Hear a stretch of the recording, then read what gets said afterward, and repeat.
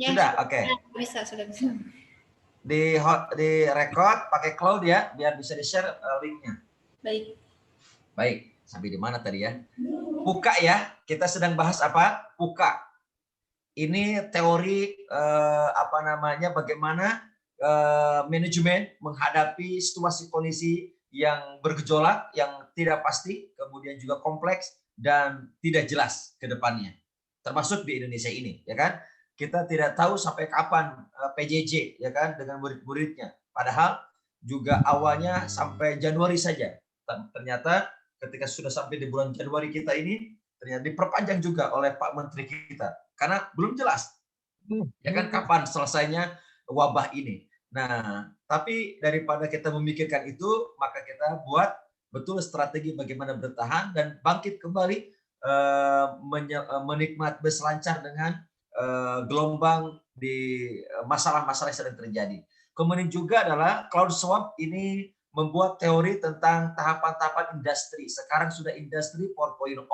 Sebelumnya ada industri 1.0, kemudian juga 2.0 dan 3.0, sekarang masuk ke 4.0. Di Jepang sudah mengarah ke 5.0, ya kan? Yang sekarang industri 4.0 ini adalah semuanya berbasis internet, digital, ya kan? Dan belajar pun sekarang karena ada wabah ini dipaksa, ya kan, untuk berhubungan dengan digital, ya kan? Dengan virtual, serba online, ya kan? Murid di mana, guru di mana, wali murid orang tuanya di mana, ya kan? Tidak jelas. Ini tantangan bagi kita semuanya, bahwa semuanya harus menyesuaikan diri berselancar dengan masalah digital ini. Kemudian ada lagi teorinya dari Thomas Friedman dengan teori Thriving in the Age of Acceleration, kecepatan waktu, ya kan? Bahwa waktu berlalu begitu cepat. Hal ini tidak aneh bagi kita karena Ali bin Abi Thalib itu pernah berkata, berwasiat kepada kita,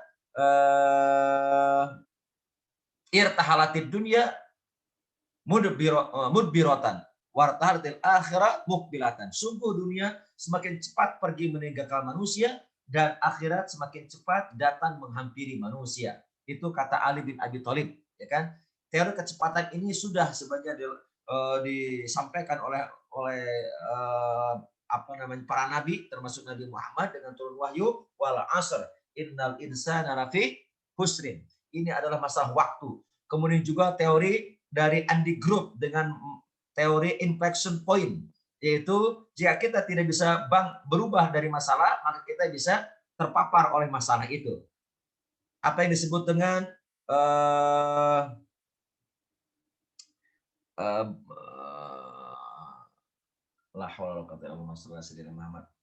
apa yang disebut dengan teori new paradigm dan old paradigm. Ketika kita punya masalah, lalu dihadapi dengan paradigma lama, justru kita akan ke bawah, kita akan terlempar, bahkan terpapar dengan masalah itu. Maka kita harus punya new paradigm, harus punya paradigma baru. Nah, disinilah titik krusial sebagai momentum of truth. Ketika ada satu masalah, dia bisa bangkit atau dia bisa terpuruk. Itu namanya disebut momentum of truth, atau bahasa Andy Grove adalah inflection point. Kemudian juga Clayton Christensen itu mengeluarkan teori disruption yang dipopulerkan di Indonesia oleh Profesor Dr. Renal Kasali. Apa itu disruption? Adalah masalah-masalah atau guncangan berat yang itu sampai mengguncang jiwa manusia, ya kan? Masalah-masalah yang akan mengubah situasi kondisi, dan perubahan ini sangat dahsyat sekali. Banyak perusahaan-perusahaan yang gulung tikar, ya kan? Ada Panasonic, ada LG, ada banyak perusahaan-perusahaan termasuk Canon, kemudian Nokia yang gulung tikar banyak hal-hal yang tidak bisa dilakukan yang sebelumnya ada sekarang tidak ada. Kemudian tahun 2019 Bang Yuswo Hadi, ahli di bidang marketing dan branding bisnis, itu menulis buku Millennial Kill Everything. Milenial itu membunuh segalanya. Banyak hal dibunuh oleh milenial yang dulu tidak ada di zaman kita, sekarang ada di tangan anak-anak kita. Kemudian setahun kemudian Yuswo Hadi menulis buku Corona Kill Everything, ya kan? corona membunuh segalanya.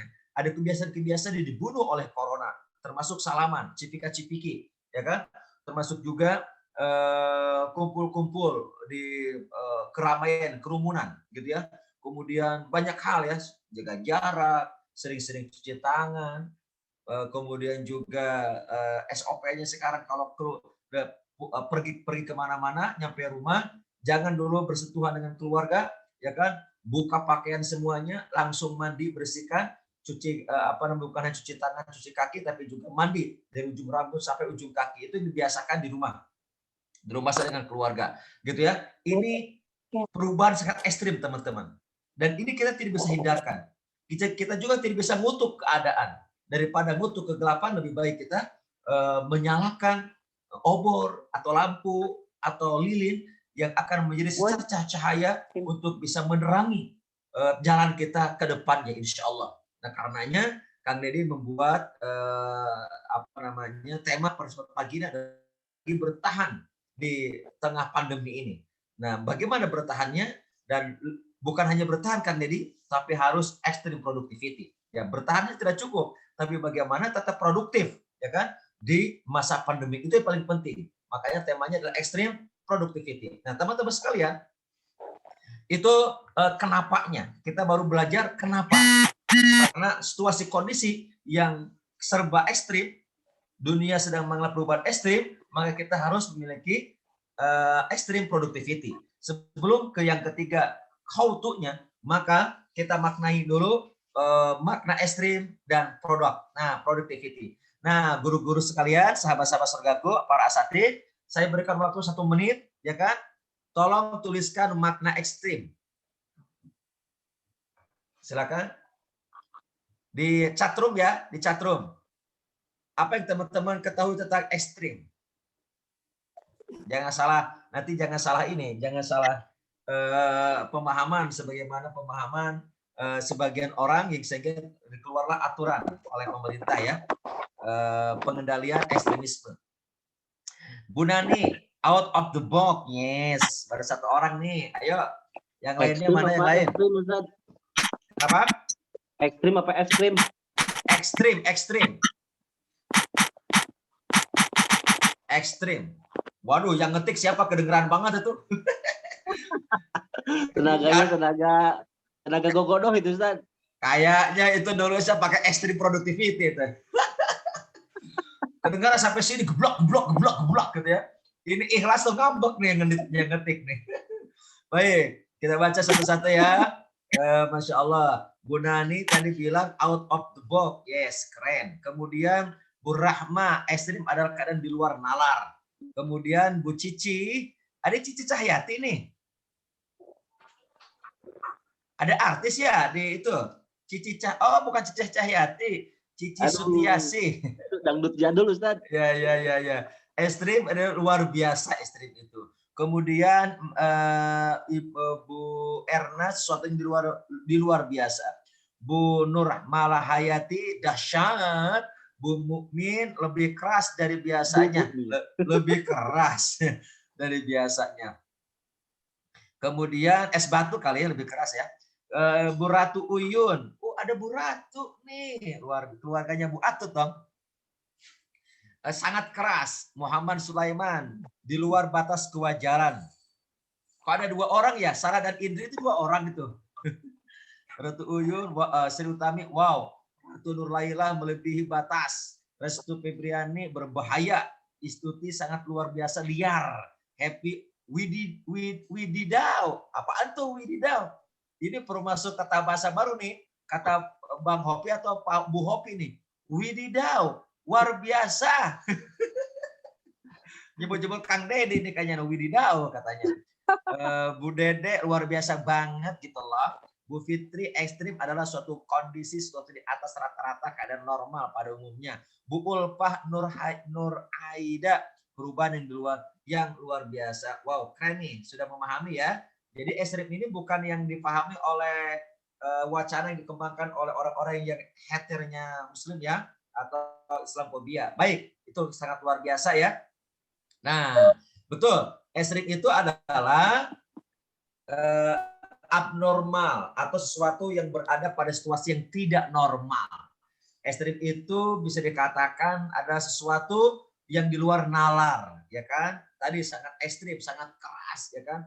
Atau kalau dengan tantangan ini sangat ekstrim banget, berarti sangat keras tantangannya, sangat luar biasa dahsyatnya, atau wididau tadi katanya.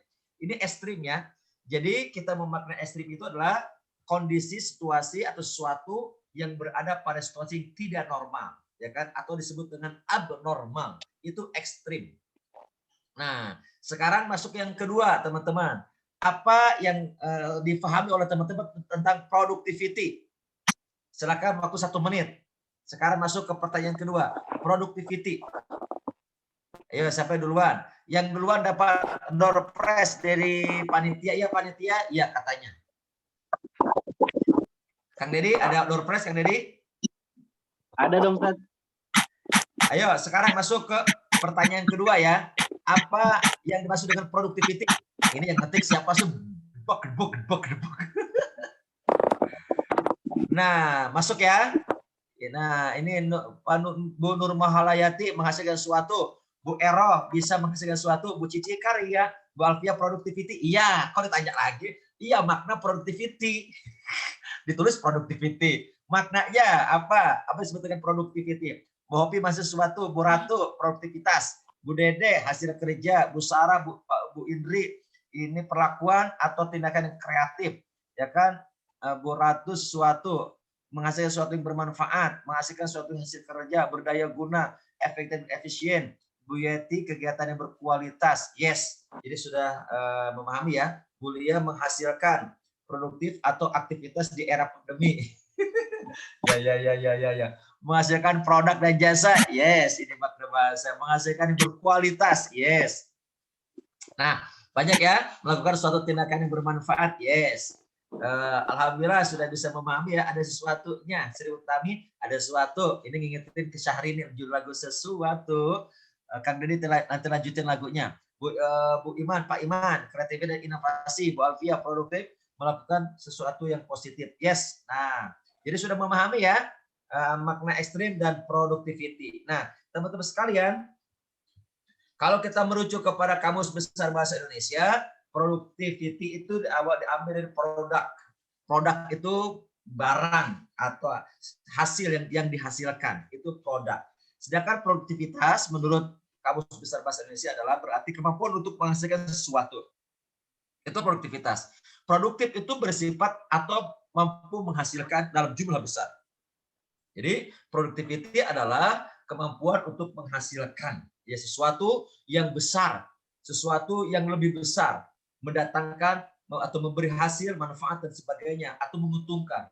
Jadi mampu menghasilkan terus menerus dan dipakai secara teratur untuk membentuk unsur-unsur baru.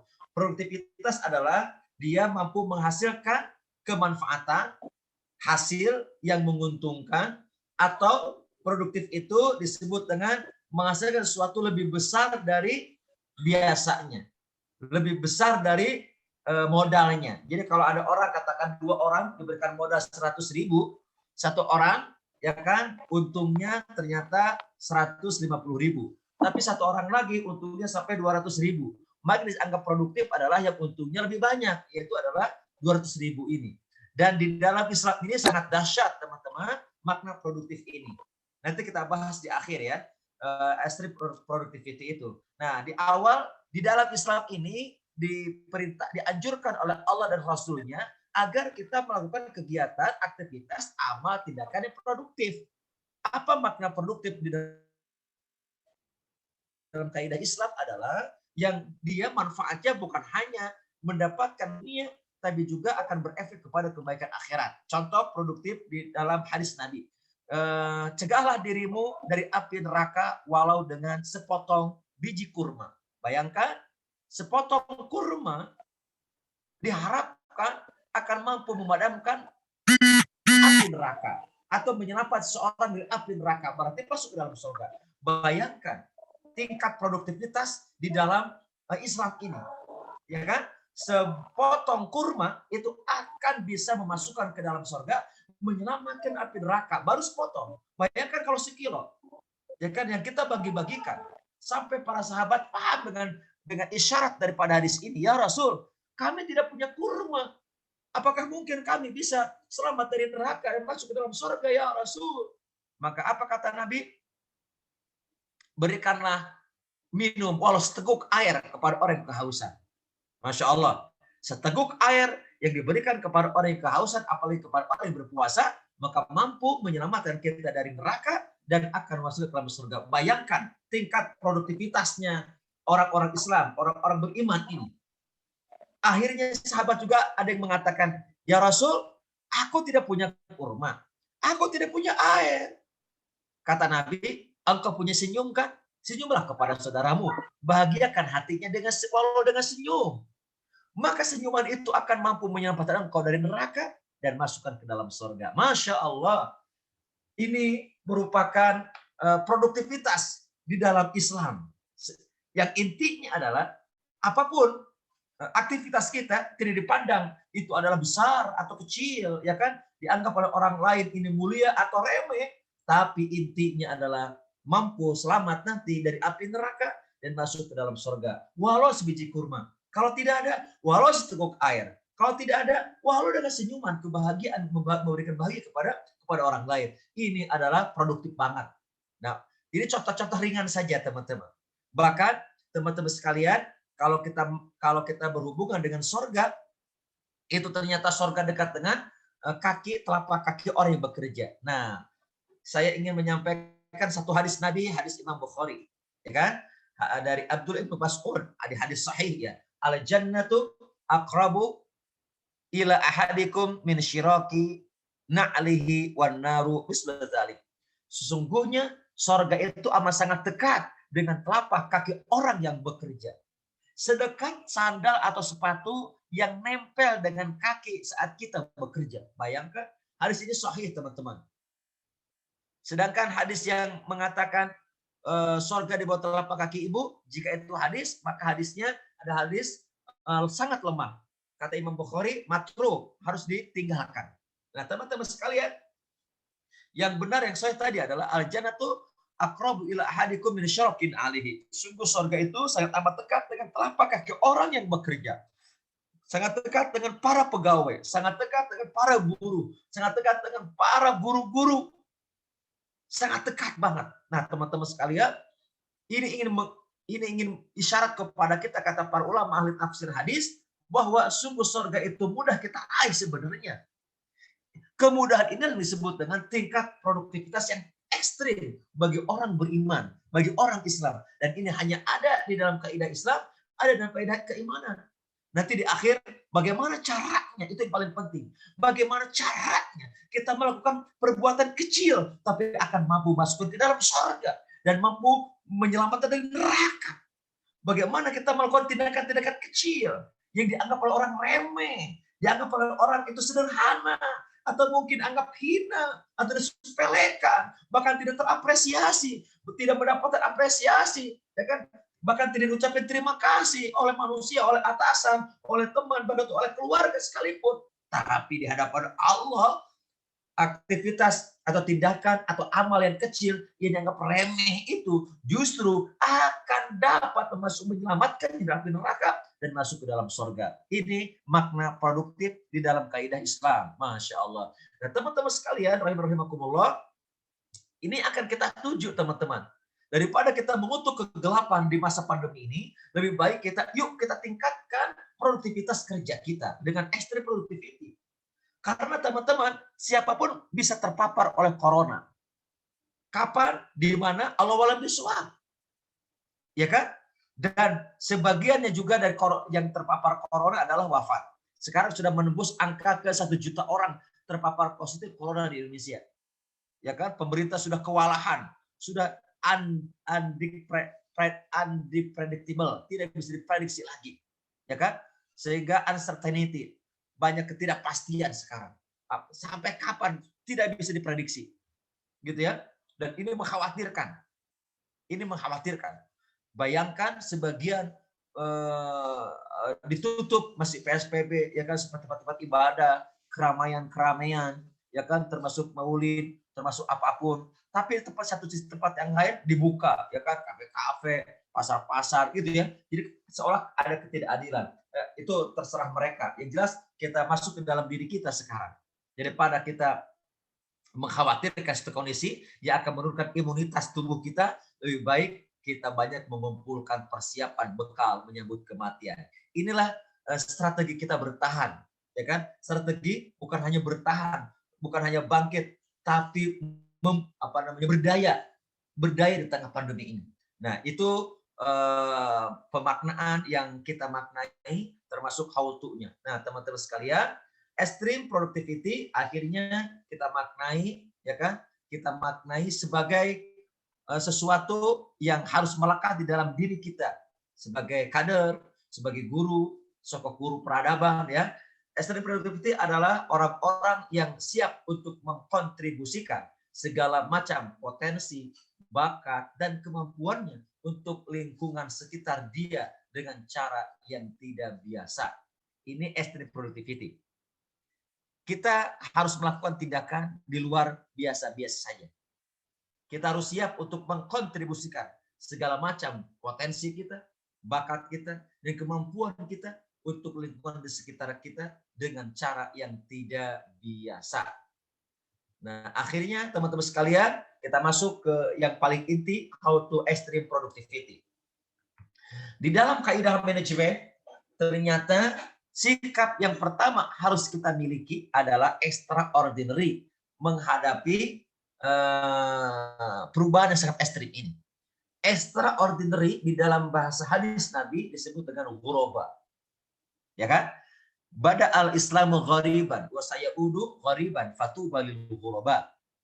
Hadis Imam Muslim.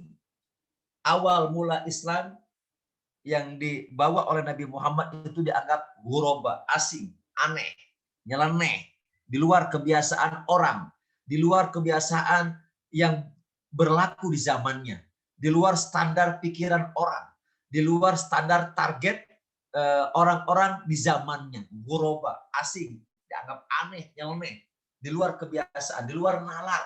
Itu ekstrim banget. Tapi bahasa hadisnya ghuraba. Dan kelak di akhir zaman Islam akan dianggap ghariban, dianggap aneh, asing. Lihat hari ini betapa banyak aturan-aturan yang dikeluarkan oleh para penguasa kita, ya kan? Yang itu sasarannya kepada kaidah tadi, sebuah sayaudu ghariban. Kelak di akhir zaman Islam dianggap ekstrim, dianggap aneh, nyeleneh, di luar kebiasaan. Ada orang berjilbab rapi dianggapnya ekstremis, ya kan? Intoleran, jenggot agak panjang dikit, celana agak cingkrang dikit, ya kan? Rajin ke masjid, rajin membaca Quran, rajin sholat tahajud, sholat duha, rajin sedekah, itu dianggap ekstremis, radikalis, intoleran. Teman-teman tidak perlu khawatir, karena itu sudah diprediksi oleh Nabi kita Muhammad SAW, ya kan, dalam hadis tadi yang saya bacakan. Yang paling penting di ujung hadisnya, apa itu? Fatuba lil ghuraba. Beruntunglah orang yang dianggap ghuraba, dianggap extraordinary, ya kan? Apa itu? Di luar kebiasaan, di atas standar rata-rata, anti mainstream, tapi tetap dalam kaidah kebenaran dengan nilai-nilai yang diakui oleh masyarakat kita. Karenanya teman-teman sekalian, kita harus muruna, kita harus fleksibel, harus dinamis, ya kan? Satu sisi kita harus kita harus teguh, tegak, karena ghuraba dalam bahasa ketika ditanya apa itu ghuraba ya Rasulullah, dalam hadis-hadis yang lain dikatakan bahwa ghuraba itu mereka yang punya pendirian jelas, tetap soleh, tetap baik di tengah orang-orang yang sudah tidak baik. Tetap kita melayani, melakukan pelayanan di mana orang sedang mencibir kita, menjauhi kita, menghina kita, mempersekusi kita. Tetap kita memberikan senyuman, kebaikan di tengah orang yang mencibir kita. Kita tetap teguh pendirian pada kebenaran, pada kesolehan kita di tengah masyarakat yang terjadi kerusakan. Tetap jujur di tengah kecurangan, ya kan? Tetap soleh di tengah zaman penuh fitnah ini. Tetap kita produktif di tengah wabah pandemi ini, di tengah orang saling menyalahkan, bahkan ada yang ekstrim banget, bantuan untuk masyarakat yang terpapar COVID itu sampai dikorupsi. Nah, bukan itu, ekstrim itu bukan di sana. Tapi ekstrim kita adalah dalam bahasa fikih badlul quwwah wal qudrah linainil maslahah wa darul mafasid. Bahwa disebut dengan ghuraba, disebut dengan extreme productivity adalah mengeluarkan segala macam potensi, kompetensi dan kapasitas kita, kemampuan kita. Untuk apa? Untuk menghasilkan kemanfaat dan maslahat dan menghindarkan mudarat dan mafsadat. Itu disebut dengan extreme productivity. Saya ambil kembali, saya ulang di sini dalam kaidah fikih yang saya pelajari fikih sunnah adalah extreme productivity adalah badul quwwah wal qudrah linainil maslahah wa daril mafasid. Bahwa extreme productivity itu adalah kita mampu mengkontribusikan segala macam kekuatan kita, bakat kita, kelebihan kita, keilmuan kita, kompetensi kita, kemudian juga kapasitas kita, kapabilitas kita untuk bisa mendatangkan manfaat dan maslahat dan menghindarkan dari mudarat dan juga mafsadat. Itu extreme productivity. Nah, teman-teman sekalian, kita kembali ke ghuraba. Beruntunglah orang yang ghuraba di akhir zaman ini. Maksudnya ghuraba di sini adalah orang yang tetap produktif di tengah wabah, di tengah masalah, gitu ya. Ini kita akan teman-teman lakukan. Nah, strateginya teman-teman, ini adalah yang pertama setting mindset, yang kedua repositioning to abnormal. Langkah pertama strategi bukan hanya bertahan, bukan hanya sekedar bangkit, bukan hanya sekedar bertahan teman-teman, tapi strategi agar lebih produktif di zaman pandemi. Bagaimana cara yang pertama? Setting mindset. Kita harus men-setting mindset kita.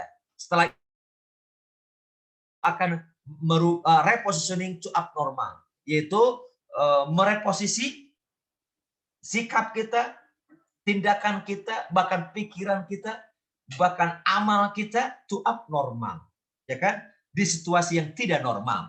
Apa yang disebut dengan new norm from new normal. Nah, sebelum lebih lanjut teman-teman sekalian, sekarang tuliskan di chatroom, silakan waktu 1 menit, apa yang teman-teman pahami tentang mindset. Ayo spontan, langsung yang ada di kepala, di benak, apa yang teman-teman pahami tentang mindset. Menurut teman-teman saja. Waktu 1 menit, silakan tulis di chatroom.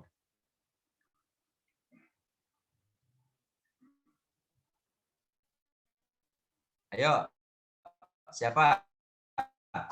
Pola pikir. Pola pikir, pola pikir, pola pikir, pola pikir. Cara berpikir. Sesuatu yang kita pikirkan. Cara berpikir. Pola pikir. Terus, cepat. Kumpulan pemikiran. Yes, terus. Masih ada waktu 20 detik lagi. Cara berpikir, pola pikir, cara berpikir, cara pandang, latar belakang pemikiran. Pemikiran ke depan. Sudut pandang. Kumpulan pemikiran. Terus, ide. Terus. Nah, masih banyak ya. Hampir kalau kita boleh simpulkan, ternyata yang kita pahami bersama tentang mindset adalah rata-rata mengarah kepada pikiran, pola pikir, cara berpikir, sudut pikiran, cara pandang, sudut pandang, pemikiran ke depan, dan seterusnya. Nah, teman-teman sekalian, saya pun dulu sama, ya kan? Bahkan ketika saya bertanya kepada teman-teman di Ciwidey tadi malam, apa itu mindset? Hampir semuanya menjawab pola pikir. Nah, teman-teman sekalian, boleh koreksi sedikit ya. Mindset jika dimaknai dengan pola pikir itu tidak salah. Tapi kurang tepat. Loh, kok bisa? Iya. Jika kita hanya memaknai mindset sebagai pola pikir, itu yang kurang tepatnya. Di mana? Nah, nanti kita akan pelajari lagi teman-teman untuk memaknai, karena harus masuk dulu kepada kognitifnya agar kita bisa merubah, ya kan? Jadi mindset dimulai dari mindset. Kenapa? Nah, teman-teman, nanti kalau punya buku Dr. Ibrahim El-Fiqih, ini motivator, maestro motivator muslim dunia, lahir di Mesir, tinggalnya di Inggris, ya. Salah satu menulis buku terapi berpikir positif, ya kan? Biarkan mukjizat dalam diri Anda melesat agar hidup lebih sukses dan lebih bahagia. Nah, itu silakan nanti yang belum punya silakan dibeli. Kalau belum sempat membeli boleh dipinjam. Kang Deddy kayaknya punya, Kang Deddy ya. Ini bagus nih. Nah, ada tulisan change your mindset, change your life. Rubahlah mindsetmu, maka engkau bisa merubah hidupmu. Bisa mengubah segalanya. Jadi perubahan itu dimulai, alhamdulillah ada yang sudah punya, alhamdulillah zakallah. Boleh di-sharing nanti dengan yang lain, bedah buku ya. Nah, yang paling inti yang kita akan coba kuatkan kata-kata ini. Rubahlah mindsetmu dan engkau bisa merubah hidupmu. Kita tidak bisa merubah di luar diri kita, tapi kita bisa berubah di dalam diri kita. Inilah makna ayat. Surah Ar-Ra'd ayat 13. A'udzubillahi minasyaitonir rajim. Innallaha la yughayyiru ma biqaumin hatta yughayyiru ma bi anfusihim. Ayat ini ayat favorit yang disitir, yang dinukil oleh Dr. Ibrahim El-Fiqi di dalam bukunya tersebut. Banyak buku-buku beliau, ya kan? Nah, untuk merubah segalanya, situasi kondisi harus dimulai dalam diri kita. Bi anfusihim. Yang dimaknai oleh para pakar, termasuk Dr. Ibrahim El-Fiqi adalah mindset. Maka sebelum kita merubah segala sesuatu, kita maknai dulu apa itu mindset, teman-teman sekalian. Nah, sebelum kita memaknai pemahaman tentang mindset, definisi tentang mindset, nah teman-teman, kita harus melihat dulu diri kita sekarang. Nah, diri kita ini termasuk yang mana dari dua golongan ini? Apakah termasuk yang punya fixed mindset atau growth mindset? Saya berharap teman-teman masuk ke growth mindset. Apa itu fixed mindset? Cara berpikir statis, ingin terlihat hebat dan berkinerja tinggi, tapi memiliki tendensi atau conflict of interest mentality. Ya kan? Dia akan bekerja dengan hebat ketika ada atasan. Atau ia bekerja ingin hebat karena dia bekerja seolah sungguh-sungguh kerja keras ketika ada atasan karena ingin mendapat apresiasi. Gitu ya. Atau ada tendensi atau ada niat-niat, motif-motif yang kurang ahsan, kurang baik, ya kan? Apakah ingin dikenal hebat atau ingin lebih menonjol dari yang lainnya, atau karena ingin sesuatu yang ingin didapatkan yang itu hanya jangka pendek saja, atau ketika membuat sebuah keputusan ada conflict of interest. Ketika ada 3 anak atau 2 anak, ada perlakuan yang kurang adil diberikan kepada salah satu di antara anak-anak, gitu ya. Itu contoh kalau di pengajaran kita. Nah, kalau growth mindset adalah cara berpikir dinamis, berkembang, bertumbuh dan terbuka. Saya berharap teman-teman memiliki growth mindset. Lihat perbedaannya. Ketika dihadapi dengan sebuah tantangan, maka yang fixed mindset itu menghindari tantangan dan menganggap diri tidak mampu. Sedangkan yang growth mindset siap menerima tantangan dan pelajaran baru yang belum pernah dikuasainya. Ketika menghadapi hambatan, yang fixed mindset itu mudah menyerah dan menganggap diri tidak mampu. Sedangkan yang growth mindset adalah dia mudah menghadapi rintangan dan tidak banyak mengeluh. Ketika menghadapi usaha, yang fixed mindset itu melihat usaha sebagai hal yang sia-sia saja. Ngapain sih kita? Ya kan? Kan lagi masa pandemi, ngapain kita tetap mengajar? Ngapain kita sungguh-sungguh? Ngapain kita bersemangat? Ya kan? Toh banyak orang juga tidak memikirkan kita. Macam-macam, gitu ya. Melihat usahanya sia-sia banget, gitu ya. Dia pasrah memang total sama Tuhan, tapi tidak ada tindakan, tidak ada ikhtiar. Ini fatalis, ya kan? Yang menyerahkan semua kepada takdir, ya kan? Tanpa ada usaha, tanpa ada amal.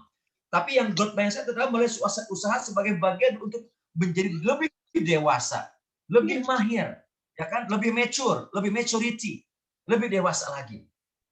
Ketika dapat kritik, nah, yang fixed mindset itu mengabaikan kritik yang membangun. Sedangkan growth mindset adalah mau menerima nasihat dan belajar dikritikan. Ketika melihat kesuksesan orang lain, yang fixed mindset itu merasa terancam dengan kesuksesan orang lain, dengan keberhasilan orang lain. Sedangkan growth mindset adalah ia mendapatkan pelajaran penting dan inspirasinya dari kesuksesan orang lain, sehingga dia mau belajar dan dia mengatakan kalau dia bisa, aku pun insya Allah bisa, ya kan? Maka dia dicari cara cari strategi agar dia juga bisa sukses seperti orang lain, tapi tidak lupa ia mendoakan. Semoga kesuksesan orang lain itu akan menjadi berkah dunia dan berkah akhirat. Itu adalah pikiran yang dinamis, berkembang, tumbuh, dan terbuka. Ini growth mindset. Semoga teman-teman siap untuk memiliki growth mindset. Sehingga ketika mendapatkan materi yang akan kita lanjutkan ini, teman-teman bisa siap-siap berubah, lebih baik lagi, lebih berkembang, lebih bertumbuh. Nah, sekarang kita masuk ke mindset. Mindset ini secara bahasa ada dua kata. Pertama mind, yang kedua set. Ya kan? Jika kita merujuk kepada kamus Ekrakta dan buku The Secret of Mindset karangan Adi Wigunawan sebagai salah satu coach mindset saya, kita ambil dari kata yang kedua, set dulu.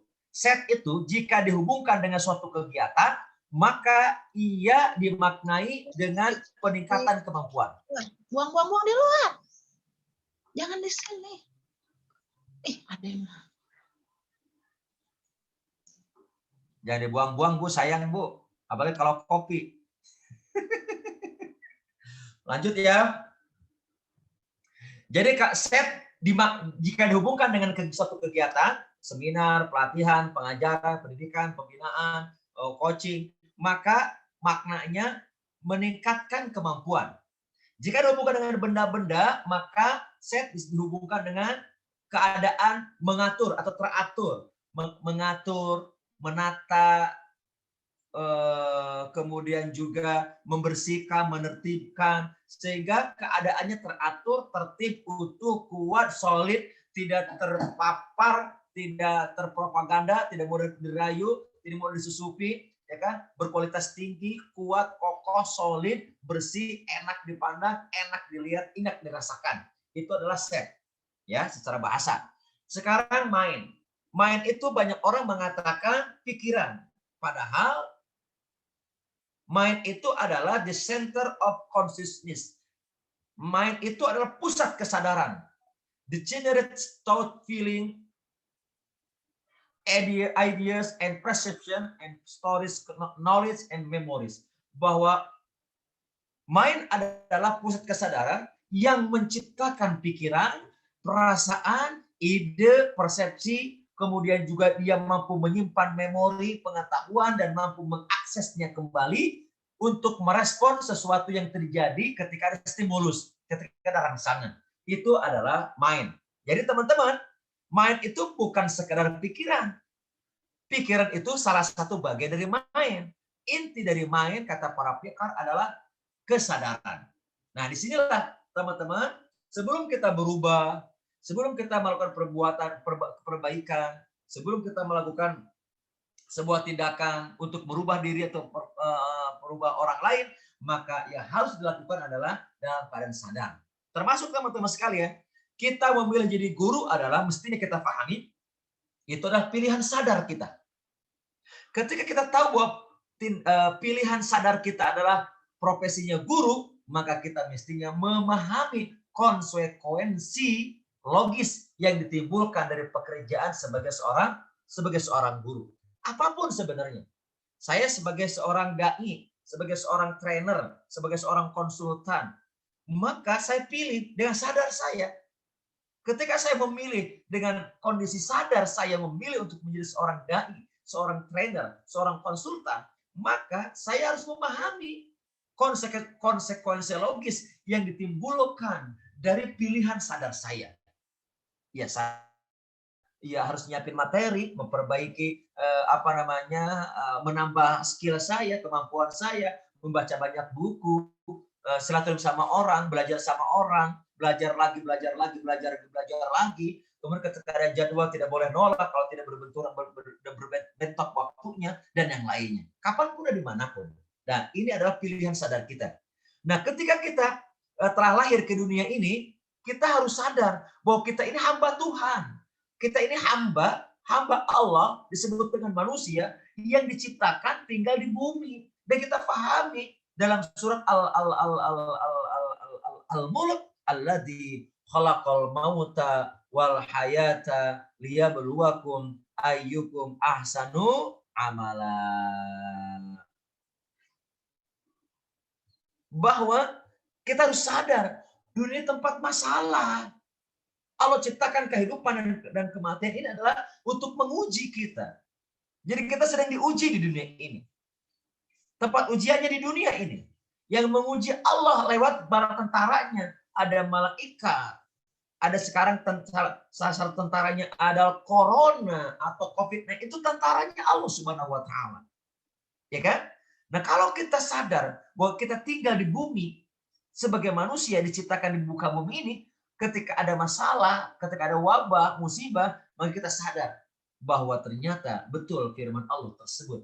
Lalu situasi seperti apa? Nanti di akhir kita bahas. Linabluwakum ayyukum ahsanu amal. Ini kondisi sadar kita. Ini secara bahasa teman-teman. Nah, sekarang mindsetnya. Tadi perkata.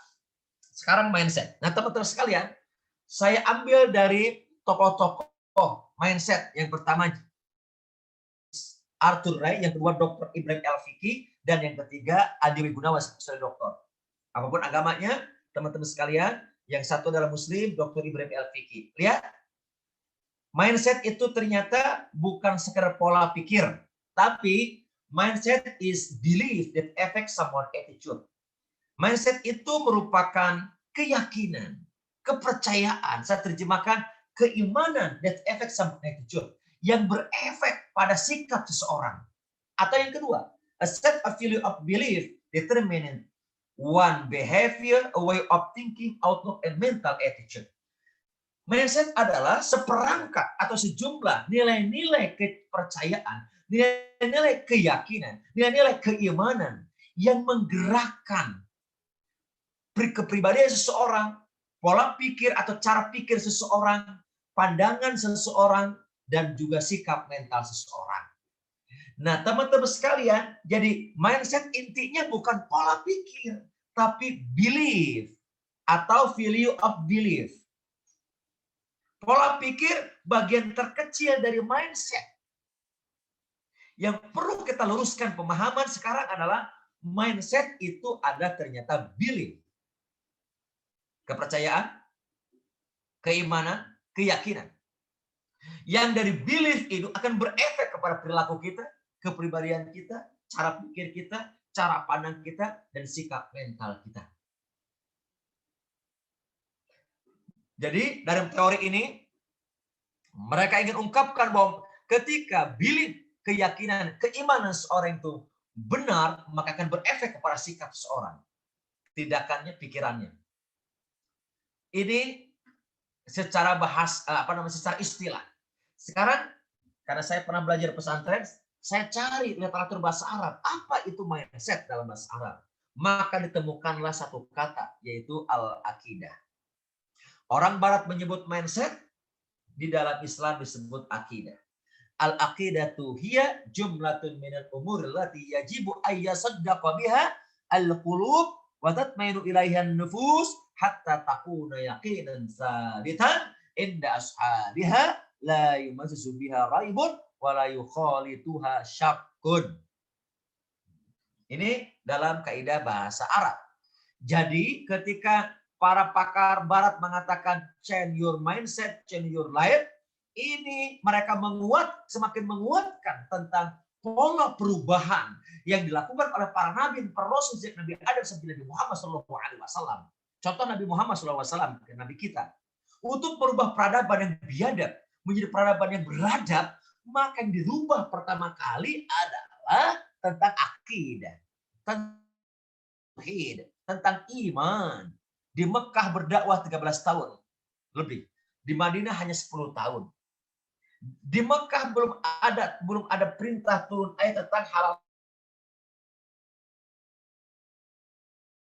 Di Madinah.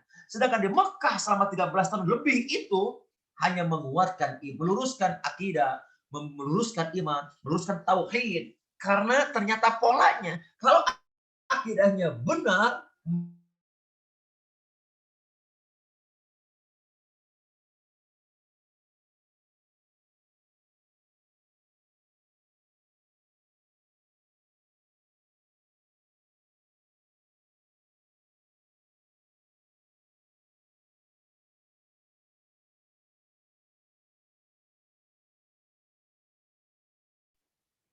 Ustadz, punten suaranya hilang.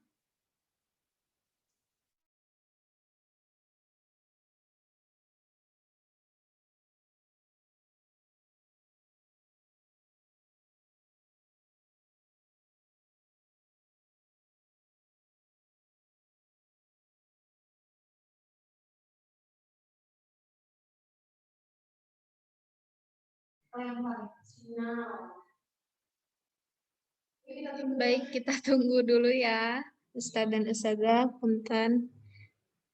Sepertinya Ustadznya keluar.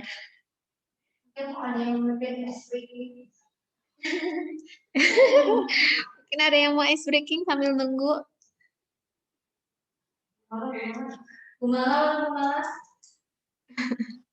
Tapi ini ada Kang Maman. Dari panitia mungkin ada ice breaking. Panitia mintanya Bu Mala. Ini aja tepuk tangan dengan satu jari. Tangan dengan satu jari. Ini ada tapi ini emang speakernya nggak ada ini.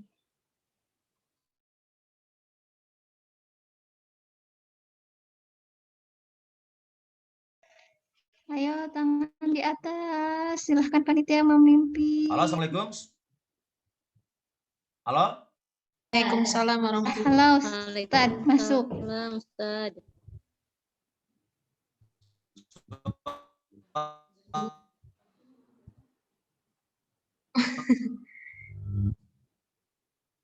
Mana? Suaranya jelas? Kurang jelas, Tad, punten. Apakah suara saya jelas? Ah, sudah. Alhamdulillah.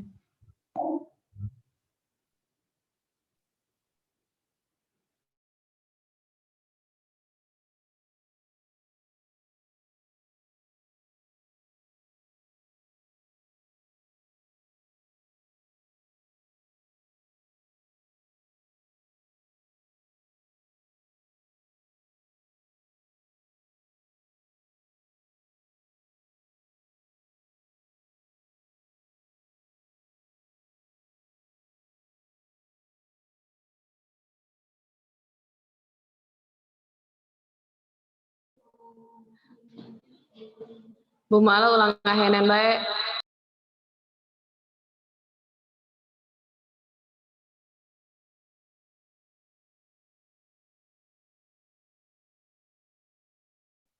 Assalamualaikum. Waalaikumsalam warahmatullahi. Waalaikumsalam. Tadi sinyalnya ini keluar dulu. Sekarang jelas sekarang? Jelas. Jelas ya, Jelas, Ustadz. kita lanjut. Masih ada waktu nih beberapa slide lagi ya. Ya, Ya, Ustadz. Masih konsentrasi? masih. Ya, masih. Are you Allahu Akbar. ready? I'm ready. Kalau ada error gitu, seruput kopi dulu, seruput kopi. Ini emang Allah sudah takdirkan demikian. Kita lanjut ya. Ya, Konsentrasi ya. Ustadz. Ya. Ya. Sampai di sini tadi pembahasan kita ya. Pak, kunci dari luar aja. Apa yang dikunci? Di off dulu ya. Kecil ada perintah untuk membukanya. Lanjut ya. Nah, teman-teman, kita sedang membahas makna tentang mindset. Tadi mindset itu adalah intinya belief, keyakinan, keimanan. Jadi kalau imannya bagus, maka akan bagus. Ini teori ini diaminkan, diperkuat atau diaminkan oleh Dr. Bill Gates dalam bukunya Transformative Thinking Master. Dia membuat teori True Human System. Dalam tubuh manusia ini ternyata pergerakan manusia digerakkan oleh 3 sistem. Yang paling luar yang nampak oleh kasat mata kita itu namanya behavior system. Tindakan, perilaku, cara kita bicara, cara ngomong, cara duduk, cara berpakaian, cara makan, cara tidur, cara bekerja, ya kan? Itu semua disebut dengan behavior system. Nah, kemudian behavior system ini ternyata terpengaruh atau digerakkan oleh disebut dengan thinking system. Sistem pemikiran. Maka kalau orang barat menyebut if you can, jika engkau berpikiran bisa, maka engkau akan bisa. Ya kan? Nah, belakangan teori ini dikuatkan bahwa ternyata behavior system dan juga thinking system itu sangat bergantung atau sangat dipengaruhi oleh keadaan situasi belief system. Jadi pusat pergerakan, inti as roda yang menggerakkan pikiran dan juga tindakan panca indera seseorang itu adalah belief system atau sistem keyakinan, sistem keimanan, sistem kepercayaan yang disebut dengan akidah atau tauhid. Dari teori ini, orang Barat mengenal tentang kebenaran universal. Bahwa jika iman seseorang benar, maka pikirannya benar atau baik. Dan perilakunya baik. Jika keimanannya benar, maka omongannya baik. Yang diucapkan itu positif. Yang dilihat positif. Yang didengar positif. Yang disentuh oleh tangan positif. Yang dituju oleh langkah kaki itu positif. Tindakan-tindakannya positif. Kebijakan atau yang dibuatnya positif. Kalau beliefnya positif. Namun, dari kesimpulan ini kita bisa menilai juga jika ada orang yang tindakannya negatif, perbuatannya negatif, perkataannya negatif, dia mendengarkan sesuatu yang negatif, ucapannya negatif, makanan minuman dimasukin ke dalam mulutnya negatif, kemudian pikirannya negatif, langkah kaki ke tempat-tempat yang negatif, maka atau tangannya disentuhkan kepada sesuatu yang negatif, bahkan mengambil sesuatu yang negatif, maka itu menandakan atau menggambarkan keyakinannya negatif. Dan ini sebenarnya mereka sedang menguatkan apa yang disabdakan oleh Nabi dan difirman oleh Allah Subhanahu wa taala. Contohnya, man kana yu'minu billahi wal yaumil akhir falyukrim daifahu.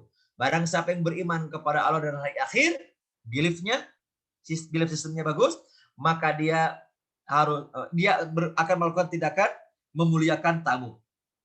Dalam bahasa kantor, tamu itu adalah customer. Maka ada customer service, ada customer satisfaction, ya kan? Ada service excellent.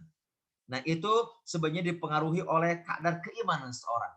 Nah, jadi teman-teman sekalian, cara berpakaian kita, cara makan, cara minum, cara duduk, cara berdiri, cara tidur, cara bekerja itu menggambarkan kondisi keimanan kita.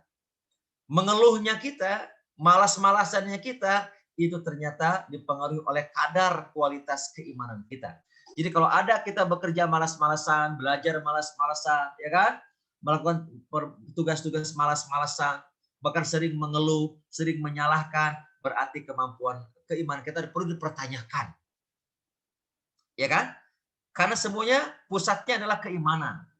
Maka pantas para nabi, para rasul, pola perubahannya adalah merubah yang radikal pada inti poin dasarnya, pada akarnya. Ya kan? Itu disebut dengan keimanan, tauhid atau akidah. Kita sudah paham teori ini sebenarnya, tapi semakin kuat insya Allah setelah mengetahui teori-teori yang diusung oleh orang Barat. Mereka sebenarnya belajar dari kita dan mereka sedang menguatkan teori-teori dari keislaman kita. Jadi ketika ada diri kita atau para pejabat di negeri ini, ya kan, yang melakukan korupsi, apalagi korupsi untuk masyarakat bantuan COVID, berarti keimanannya dipertanyakan, akidahnya dipertanyakan, ya kan, keyakinannya dipertanyakan, tauhidnya dipertanyakan, apalagi korupsinya berjamaah. Jika ada orang yang selingkuh, ada orang yang berzina, ada orang yang pacaran, yang mabuk-mabukan, ada orang yang narkoba, ya kan, minuman keras atau merokok atau membuka aurat, ya kan, bahkan penglihatannya melihat sesuatu yang tidak perlu kita lihat, melihat pornografi, menghabiskan waktu dengan perbuatan-perbuatan sia-sia, berarti dipertanyakan keimanannya. Dan ini kita bisa mengukur kadar kemampuan keimanan kita dengan menanyakan ke dalam diri kita masing-masing. Ya kan? Seberapa khusyuk sholat kita, seberapa khusyuk bacaan Quran kita, seberapa sering bacaan Quran kita, berapa banyak hafal Quran kita, bagaimana tahajud kita, bagaimana doa kita, bagaimana sedekah kita, bagaimana kesungguhan kita, totalitas kita bekerja, itu semua dipengaruhi oleh kadar keimanan kita. Maka penting teman-teman sekalian menguatkan iman dengan pembinaan, dengan mengikuti pembinaan, ya kan? Ada halaqah, ada tarbiyah, atau apapun pembinaannya, itu yang paling penting teman-teman. Maka apapun kondisinya, jangan tinggalkan pembinaan kepribadian kita untuk menguatkan iman. Karena iman ini berbanding lurus dengan kinerja performan kita saat bekerja, apalagi saat menghadapi pandemi atau di tengah pandemi ini. Kesimpulannya, inti dari mindset atau akidah adalah belief system atau bahasa kita iman. Intinya iman ini. Nah, teman-teman, ini baru muqaddimah dan sekarang kita akan masuk. Kenapa iman? Di dalam Al-Qur'an surat Al-Hujurat ayat 7 Allah berfirman, A'udzubillahi minasyaitonir rajim, wa'lamu anna fiikum Rasulullah law yuti'ukum fi katsirin minal amri la'anittum walakinnallaha habbaba ilaikumul iman wa zayyanahu fi qulubikum wa karaha ilaikumul kufra wal fusuqa wal isyan ulaika humur rasyidun. Nah, dari ayat ini banyak sahabat itu membuat doa dari ayat ini. Inspirasi doanya begini biasanya. Kami suka sampaikan kepada jamaah haji atau jamaah umroh ketika tawaf, ketika sa'i. Doanya, Allahumma habib ilainal iman wa zayyanahu fi qulubina wa karraha ilainal kufra wal fusuqa wal isyan waj'alna minar rasyidin. Nah, doa itu diinspirasi oleh ayat ini. Di ayat ini teman-teman sekalian, Allah ingin memberitahu kepada kita bahwa di kalangan kamu ada Rasulullah. Setiap umat ada Rasulnya. Kalau Rasul tersebut menuruti kemauan umatnya, kemauan kamu pada semua urusan, benar-benarlah yang akan susah, berat melakukannya adalah bukan Rasulnya, tapi engkau. Jika Rasul mengiyakan semua permintaan, semua keinginan dan kemauan umatnya, maka yang paling berat adalah umatnya sendiri, bukan Rasulnya. 3 orang pemuda datang kepada Rasul merasa paling sehat, merasa paling muda, paling kuat, paling bugar. Lalu minta kepada Rasul diizinkan untuk sholat sepanjang hari, sepanjang malam. Sepanjang hari puasa, sepanjang malam sholat. Ibadah. Apa kata Nabi? Aku seorang Rasul. Tapi aku tidur, kemudian aku bangun. Aku puasa, kemudian aku membatalkannya. Gitu ya. Maknanya Nabi tidak mengizinkan, tidak akan kuat. Ya kan? Dan ada masanya. Karenanya ikuti saja perintah Allah, ikuti perintah Rasul. Nah, agar boro-boro yang kita ada-adakan di dalam Islam ini, yang sudah ada paten aja seperti ibadah mahdoh, begitu banyak berat orang melaksanakannya. Nah, Allah memberikan satu sensasi agar kita menjadi ringan melaksanakan segala sesuatu, maka Allah menjadikan kepada kita kecintaan kepada iman. Yang iman itu menjadikan indah dalam hati kita. Inilah sensitivitas iman. Dalam menurut Imam Nawawi rahimahullahu taala minimal ada 3 sensasi keimanan. Barang siapa yang imannya kuat di dalam dada atau dalam hatinya, ya kan? Hatinya diwarnai atau diselimuti oleh iman, maka Allah akan anugerahkan kepadanya 3. Yang pertama adalah istilzadut ta'ah. Kalau hati kita dipenuhi dengan iman, maka Allah akan anugerahkan yang pertama istilzadut ta'ah. Apa itu? Kenikmatan, kelezatan dalam melaksanakan ketaatan ibadah kepada Allah Subhanahu wa taala. Ketika ada tugas-tugas, kita justru menikmatinya. Ketika ada perintah-perintah baik untuk dilaksanakan atau untuk ditinggalkan, kita menikmatinya. Nikmat rasa melaksanakan semua perintah-perintah. Perintah Allah, perintah Rasul, perintah ulil amri atau pimpinan kita di organisasi atau di yayasan atau di sekolah kita. Ya kan? Sholat terasa nikmat, puasa terasa nikmat, baca Quran terasa nikmat karena iman. Nah, teman-teman, kalau imannya lemah atau tipis, maka yang ada mengeluh, berat, ya kan, tidak khusyuk, tidak khidmat. Yang kedua, ketika iman kita itu kuat, hati dipenuhi dengan iman, maka yang kedua akan dianugerahkan oleh Allah istilzadut tahammulil masyaqqat. Apa itu? Kenikmatan, kelezatan saat kita diberikan masyaqqat. saat kita diberikan beban, masalah, ujian, wabah, musibah. Jadi teman-teman, strategi yang paling baik untuk bertahan dan berdaya di tengah wabah adalah kuatkan iman. Atau bahasa orang barat, kuatkan mindset. Luruskan mindset kita. Kenapa? Karena ketika lurus mindset, lurus kuat imannya, Allah akan berikan kenikmatan saat melaksanakan tugas atau ketaatan. Yang kedua akan diberikan ketaatan saat diberikan masyarakat.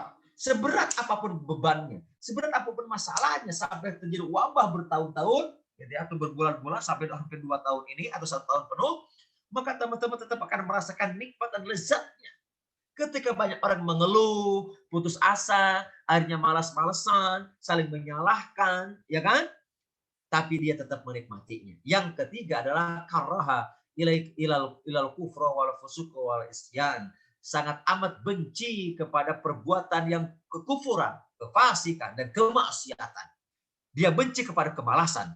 Dia benci kepada berkeluh kesah. Benci kepada kefasikan, perbuatan jelek, perbuatan sia-sia, menghabiskan waktu yang sia-sia, yang tidak produktif, yang tidak menghasilkan pahala, yang tidak menghasilkan manfaat, dan kepada kemaksiatan dosa. Inilah 3 sensasi iman, teman-teman sekalian. Maka strategi yang utama dan penting dan pertama adalah kuatkan iman. Dengan iman ini akan diberikan berbagai kenikmatan, kelezatan yang disebut dengan halawatul iman. Nikmat saat melaksanakan ketaatan, nikmat saat diberikan beban atau masalah atau musibah atau mungkin wabah sekalipun. Nah, teman-teman sekalian, jika iman kita tipis, maka kita mudah terpuruk, mudah goyah, bahkan hampir stres, sampai frustasi, sampai depresi. Banyak orang hari ini yang awalnya work from home, bekerja dari rumah, tiba-tiba dirumahkan dengan batas waktu yang tidak ditentukan. Tidak mendapat tunjangan, tidak mendapat gaji, tidak mendapat THR, tidak mendapat bonus, tidak mendapat komisi, dan lain sebagainya. Terpaksa pula banyak hotel-hotel yang tutup, pariwisata yang tutup, rumah makan yang tutup, mal yang tutup, termasuk banyak pesantren, banyak sekolah yang mungkin demi untuk bisa mendapatkan banyak muridnya, berbagai cara termasuk mengurangi bayaran atau SPP atau mungkin uang pakai dan lain sebagainya. Ini kenapa? Karena hampir situasinya ya tadi buka tadi ya. Nah, teman-teman sekalian, lebih baik kita sekarang menguatkan iman, pertebal iman kita, sehingga Allah berikan sensasi keimanan berupa kenikmatan, kelezatan dalam menghadapi semua situasi, semua kondisi ini. Maka penting kiranya hari ini mendekat kembali, semakin dekat kepada Allah, melibatkan Allah, Allah lagi, Allah terus, Allah dulu, dan Allah selama-lamanya. Gitu ya. Ini teman-teman sekalian sensasi keimanan. Nah, sekarang teman-teman tulis di chat room lagi 1 menit waktunya. Apa yang teman-teman pahami atau apa inspirasi atau pahami dari gambar yang ada di slide ini? Silakan teman-teman. Ayo, siapa yang masih konsentrasi? Siapa yang masih hadir di depan laptop, depan handphonenya? Jangan sampai ada nama tapi orangnya nggak ada. Ya, kita tes dulu. Teman-teman, apa yang teman-teman pahami dengan gambar ini? Silakan tulis di chat room Zoom meeting ini.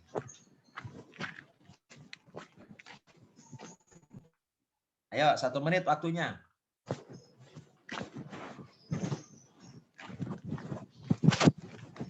Proses step by step, pola pikir. Bu Dede, katakan bersatu orang.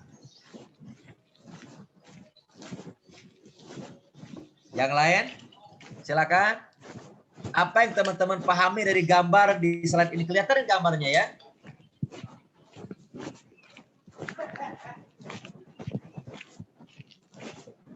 Ya. Bu Nani, gambar not piano ada panahnya. Ya. Apa inspirasinya di gambar ini? Bu Siti, pandangan lurus ke depan. Bu Ratu, tetap lurus istiqomah. Bu Yeyen, walaupun banyak rintangan, tapi tetap fokus pada satu tujuan. Yes, apalagi? Mungkin teman-teman pernah mendapatkan materi yang gambar ini ya dari guru-guru kita, ustaz-ustaz kita. Walaupun banyak rintangan, tetap istiqomah fokus. Oh, garis konsisten, luruskan niat walaupun dihadapi dengan berbagai rintangan masalah. Maju terus walaupun banyak rintangan dengan jalan yang lurus istiqomah, menembus batas, tahapan hidup, jalan pikir yang lurus, terarah, fokus. Ya, positive thinking untuk pola pikir lurus, tujuan. Wow, keren. Mantap. Terima kasih yang sudah meneruskan chatroom, berarti masih hadir, masih semangat ya kan? Masih hadir di depan laptop, di depan handphone, di depan Zoom meetingnya. Baik, teman-teman sekalian. Gambar ini saya ingin menganalogikan sebuah gambar yang pernah digambar oleh Rasulullah SAW dan hadis Imam Bukhari. Nah, tapi saya ingin meluruskan dulu sebelum saya terangkan. Kadang gambar ini atau hadis ini sering disampaikan oleh guru-guru, para duat, para penceramah itu dengan judul jangan panjang angan-angan. Jangan panjang angan-angan. Nah, alasannya ini dari hadis ini juga bahwa Nabi menggambar segi 4, kemudian membuat garis lurus menembus segi 4 dan ada garis-garis pendek di tengah-tengahnya. Nah, garis kotak ini kata Nabi ini adalah gambaran manusia, al-insan. Garis kotak ini kata Nabi ajaluhu, batas ajal. Batas kehidupan manusia, masa ujinya di dunia. Kemudian garis merah itu amaluhu, pakai alif, bukan pakai ain. Pakai ain amaluhu itu kerja. Tapi ini pakai alif amaluhu. Ini adalah cita-cita, obsesi, hasrat, desire, dream, goal. Nah, garis-garis hitam pendek-pendek di tengah-tengah kotak itu disebut dengan al-a'rad. Al-a'rad itu bisa bermakna rintangan, hambatan, tantangan, masalah gitu ya. Nah, berdasarkan gambar ini banyak para duat, para penceramah mengatakan jangan banyak angan-angan deh. Karena manusia itu terbatas dengan ajal gitu ya. Justru kita bagi orang beriman, saya ingin meluruskan dan juga mudah-mudahan jadi inspirasi buat teman-teman. Justru Nabi ingin menggambarkan kepada kita bahwa kita harus punya cita-cita, obsesi, hasrat, motivasi, harus punya goal setting, harus punya tujuan, goal, melebihi batas-batas hidup kita, melebihi kematian kita, melebihi dunia kita. Kita jangan punya cita-cita terbatas dengan sekadar pensiun saja atau kita, bukan itu. Tapi kita harus punya cita-cita sampai menembus batas-batas waktu dan dimensi. Ruang dan waktu. Sampai mana? Sampai ke sorga. Inilah mimpi yang Rasulullah inginkan kepada kita. Jika engkau punya cita-cita, maka mintalah kepada Allah untuk dimasukkan ke dalam sorga Firdaus. Karena sorga Firdaus itu dekat dengan Ashtawa, Arsyis Rahman. Dan sorga Firdaus dihuni oleh para nabi, para rasul. Maka mintalah engkau atau milikilah cita-cita untuk sorga Firdaus. Maknanya teman-teman sekalian bahwa kita punya cita-cita itu harus melampaui batas umur kita. Bukan hanya sekadar di dunia, tapi sampai sukses di akhirat. Oh, sudah dikasih waktu 7 menit lagi. Siap, siap. Ya. Nah, teman-teman, saat kita bekerja pula, maka kita harus punya cita-cita melebihi kinerja dunia saja. Atau kinerja di sekolah atau di kantor. Harus menembus batas. Bagaimana caranya bahwa tindakan kita, kerja kita sampai bisa menyelamatkan api neraka dan masuk ke dalam surga. Inilah cita-cita tanpa batas. Apa yang disebut dengan, saya sebut dengan orientasi masa depan. Ini adalah strategi yang kedua. Yang pertama adalah kuatkan iman atau luruskan mindset. Yang kedua, milikilah orientasi masa depan. Masa depan kita, kata Nabi, bukan hanya sekedar pensiun atau nanti membuat warisan buat anak-anak cucu kita, tapi apa kita bisa masuk surga atau tidak. Itu orientasi masa depan. Karena apakah tadi dalam hadis Nabi al-jannatu aqrabu ila ahadikum min syarqi wa na'alihi wa naru bisul dzalik, dengan pekerjaan seorang bisa masuk surga atau sebaliknya bisa masuk neraka. Maka orientasinya adalah akhirat. Orientasinya masa depan itu akhirat.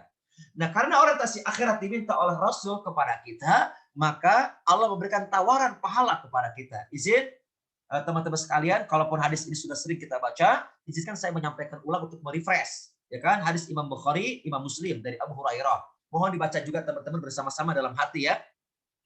Kata Allah dalam firman hadis kursi, jika hambaku bertekad melakukan kejelekan, maka wahai malaikat, janganlah dicatat hingga ia melakukannya. Jika hambaku melakukan kejelekan tersebut, maka catatlah satu kejelekan yang semisal. Sedangkan jika hambaku meninggalkan kejelekan tersebut karenaku, maka catatlah satu kebaikan untuknya. Sedangkan jika hambaku bertekad melakukan satu kebaikan atau berniat satu kebaikan, maka catatlah untuknya satu kebaikan, walau baru niat. Lalu jika ia melakukan kebaikan tersebut dari niat berubah menjadi tindakan, menjadi perbuatan, maka catatlah baginya 10 kebaikan yang semisal hingga 700 kali lipat. Nah teman-teman sekalian, kalau boleh tanya teman-teman, jika Allah menawarkan satu kebaikan kita akan dibalas dengan 10 sampai 700, teman-teman mau pilih berapa? Ayo, tulis di chat room segera, waktunya mau habis. Segera. Teman-teman, pilih berapa? Pilih yang 10 pahalanya atau 700 pahalanya. Segera. Ayo, segera. Ini untuk memotivasi kita semuanya. Teman-teman, Allah menawarkan kepada kita dari setiap kebaikan kita adalah antara 10 sampai 700 kebaikan. Nah, teman-teman pilih berapa? Oke, 700. Ayo ungkapkan. Hah? Mau 10? Bu Yayen mau 10 aja. Yang lainnya mau 700. Ayo ungkapkan, deklarasikan agar Allah tahu ingin seberapa banyak pahala yang diberikan kepada kita dari satu tindakan, satu kebaikan. Masya Allah, ada 10.000. Masya Allah, 10.000. Oke, Allah mesti tawarkan antara 10 sampai 700. Kenapa? Tidak semuanya rata 10 saja atau 700 saja. Ini untuk memotivasi kita bahwa setiap hamba memiliki kualitas amalnya, memiliki kualitas pahalanya, memiliki kualitas pekerjaannya. Dari kualitas itu Allah memberikan kepadanya sesuai dengan kadar kualitas daripada keimanan atau perbuatan itu. Nah teman-teman sekalian, bagaimana ya, kita sepakati saja 700 paling banyak, bahkan lebih dari itu kata Allah dalam hadis yang lain. Nah teman-teman sekalian, pertanyaannya adalah bagaimana caranya kita mendapatkan pahala yang maksimal? Atau dalam hadis ini 700. Bayangkan, satu tindakan kecil Allah hargai antara 10 sampai 700. Berapa jam kita habiskan waktu kita di sekolah?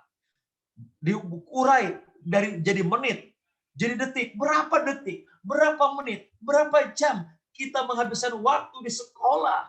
Bandingkan dengan di masjid ketika sholat, bandingkan ketika ngaji hanya sebulan, hanya sepekan sekali. Ini setiap hari hampir, ya kan, bekerja di sekolah, apalagi dalam keadaan normal. Yang tidak normal pun kita sekarang di depan laptop terus, teman-teman. Berapa jam? Berjam-jam. Maka sia-sia kalau kita tidak mendapatkan pahala. Atau rugi kalau mendapatkan pahala sedikit. Maka kita orientasinya pahala. Untuk mendapatkan pahala yang besar. Berkali lipat. Jika Allah tawarkan 10-700, maka kita ambil 700, teman-teman. Are you ready? Teman-teman, saya ajak, ayo kita ambil 700. Tapi pertanyaannya, bagaimana caranya agar kita mendapatkan pahala yang di atas 700 itu? Gimana caranya?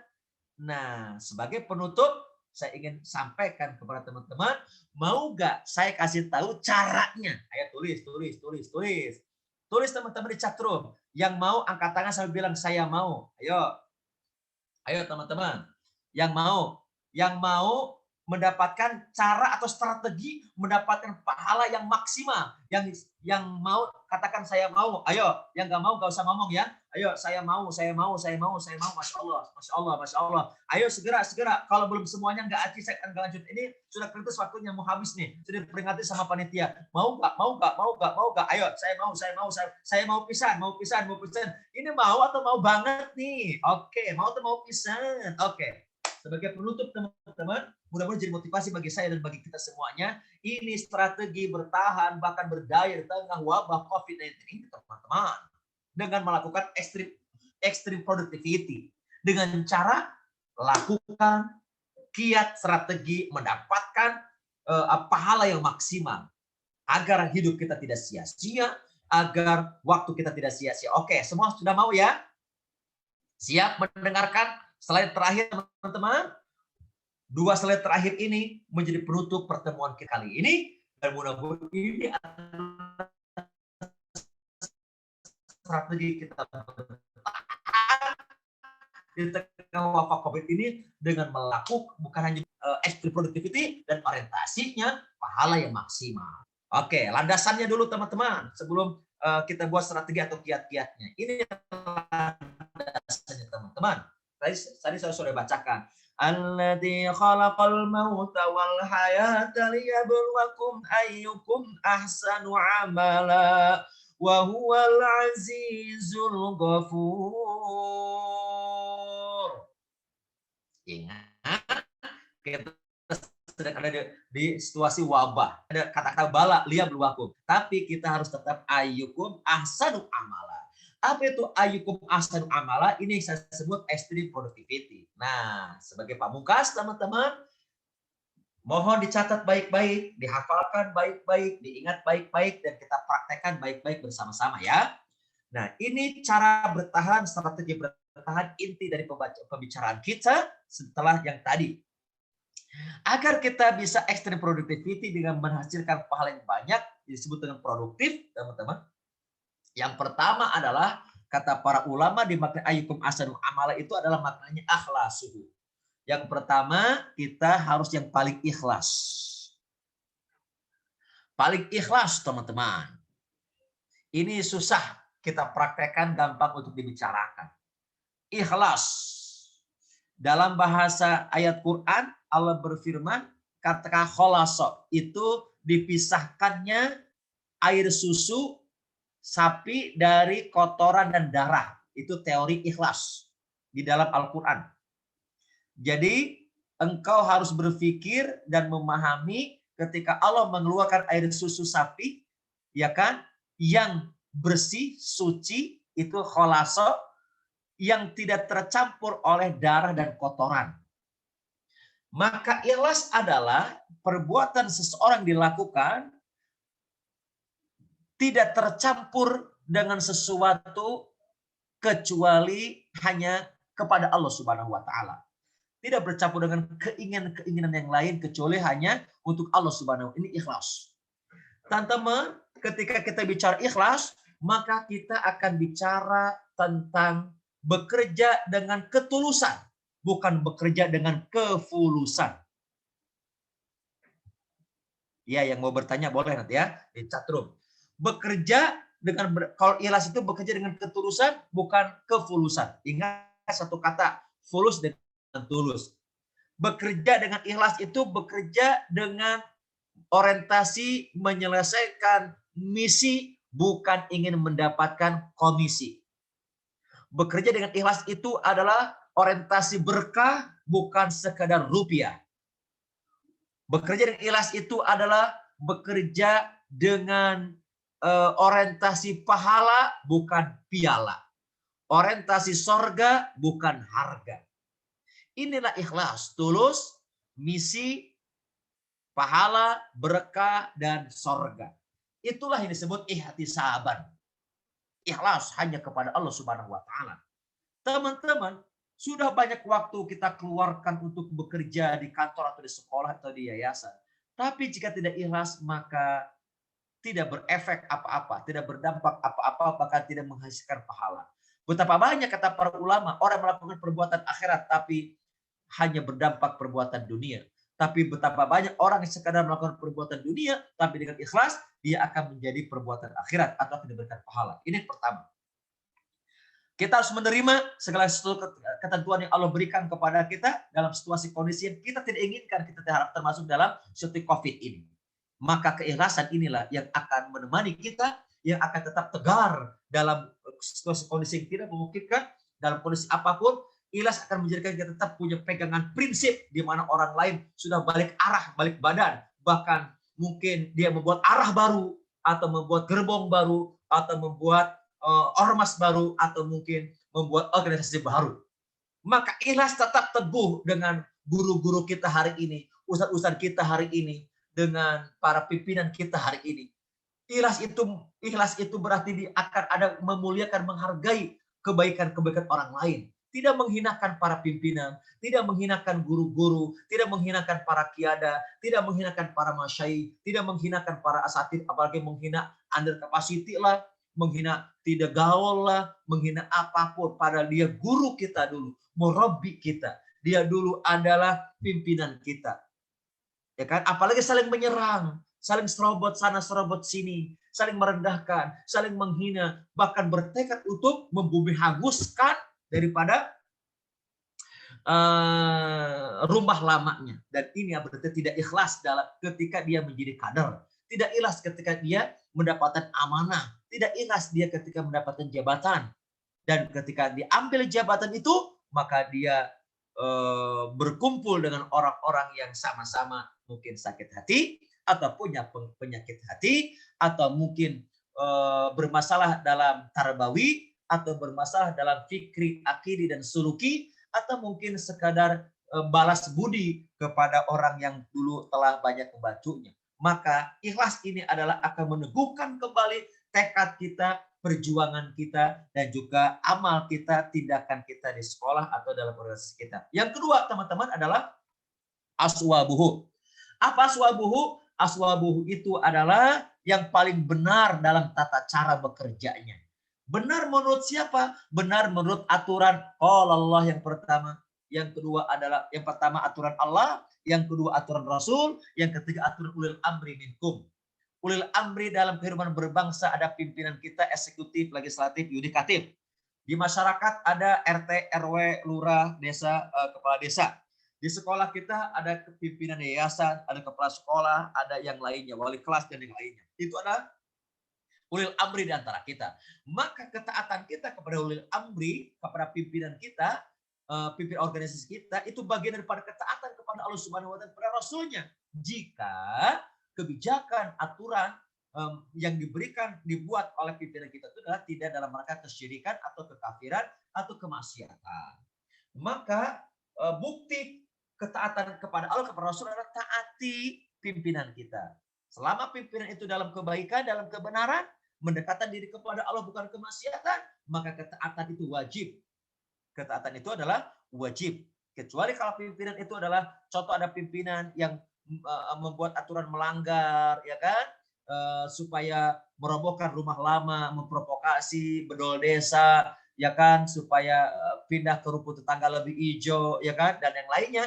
Nah, itu pimpinan yang tidak layak, tidak patut untuk kita taati. Apalagi menghinakan para pimpinan, para asatid kita, atau ingin memporak-porandakan, menghancurkan rumah lama dan lain sebagainya. Ini adalah berarti pertama tidak ikhlas, yang kedua tidak aswab. Yang ketiga, teman-teman, adalah ghayatuhu. Harus benar ghayatuhu, tujuannya. Kita sudah tahu Allahu ghayatuna. Ya kan? Fokus pada Allah. Fokus Allah lagi, Allah terus, dan seterusnya. Ya kan? Ma'allah, ya kan? Minallah, ma'allah, ilallah.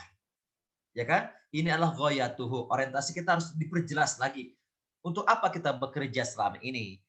Kemudian yang ketiga adalah mujahadatuhu. Nah, teman-teman sekalian, ahlasuhu ini akan menjadi strategi untuk mendapatkan pahala yang paling banyak. Aswabuhu, strategi untuk mendapatkan pahala yang paling banyak. Ghayatuhu termasuk mujahadatuhu. Apa mujahadatuhu? Adalah yang paling sungguh-sungguh dalam beramal, bersungguh-sungguh dalam bekerja, bersungguh-sungguh. Allah tidak akan pernah salah memberikan pahala kepada orang yang sungguh-sungguh.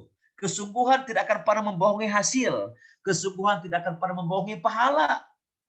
Teman-teman, kesungguhan tidak akan pernah membohongi prestasi. Maka kesungguhan kita ini akan berdampak pada produktivitas dan tingginya pahala. Yang terakhir teman-teman, ini adalah asqalahu.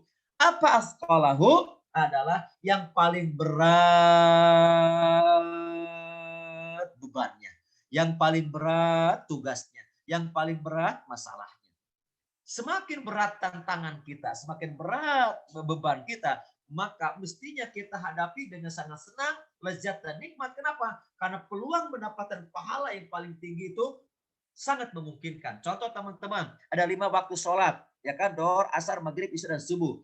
Dari 5 waktu sholat itu ternyata ada sholat yang spesial banget, yang pahalanya lebih baik dari dunia dan seluruh isinya apa? Sholat subuh. Bayangkan, sholat subuh hanya 2 rakaat, sedangkan Dohor, Asar, dan Isya itu adalah 4 rakaat. Kenapa yang bukan 4 rakaat yang pahalanya lebih besar?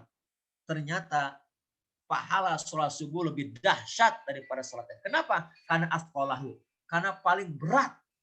Karena paling berat untuk melakukannya. Allah alim bisawab. Semoga teman-teman akan mendapatkan kebaikan dari dari materi ini, ditutup dengan strategi extreme productivity, bertahan di tengah pandemi. Allah alim bisawab. Silakan dipandu oleh oleh moderator untuk tanya jawab.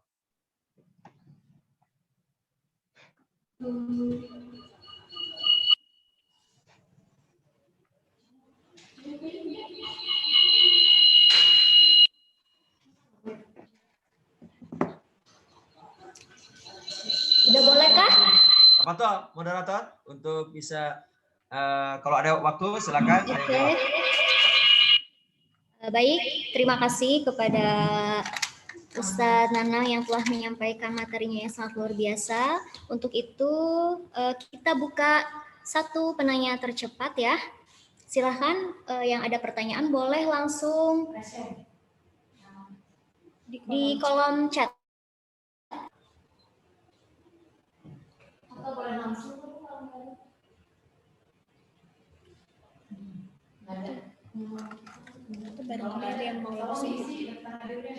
Oke, kalau misalkan ada pertanyaan silahkan langsung tulis di kolom chat. Nah, sambil kita melihat apakah ada yang bertanya atau tidak, Ustadz dan Ustazah silahkan untuk mengisi link presensi yang terbaru. Di situ ada presensi kehadiran, juga resume terkait materi yang kita simak tadi ya. Nanti boleh dibuka linknya, kemudian dikirimkan.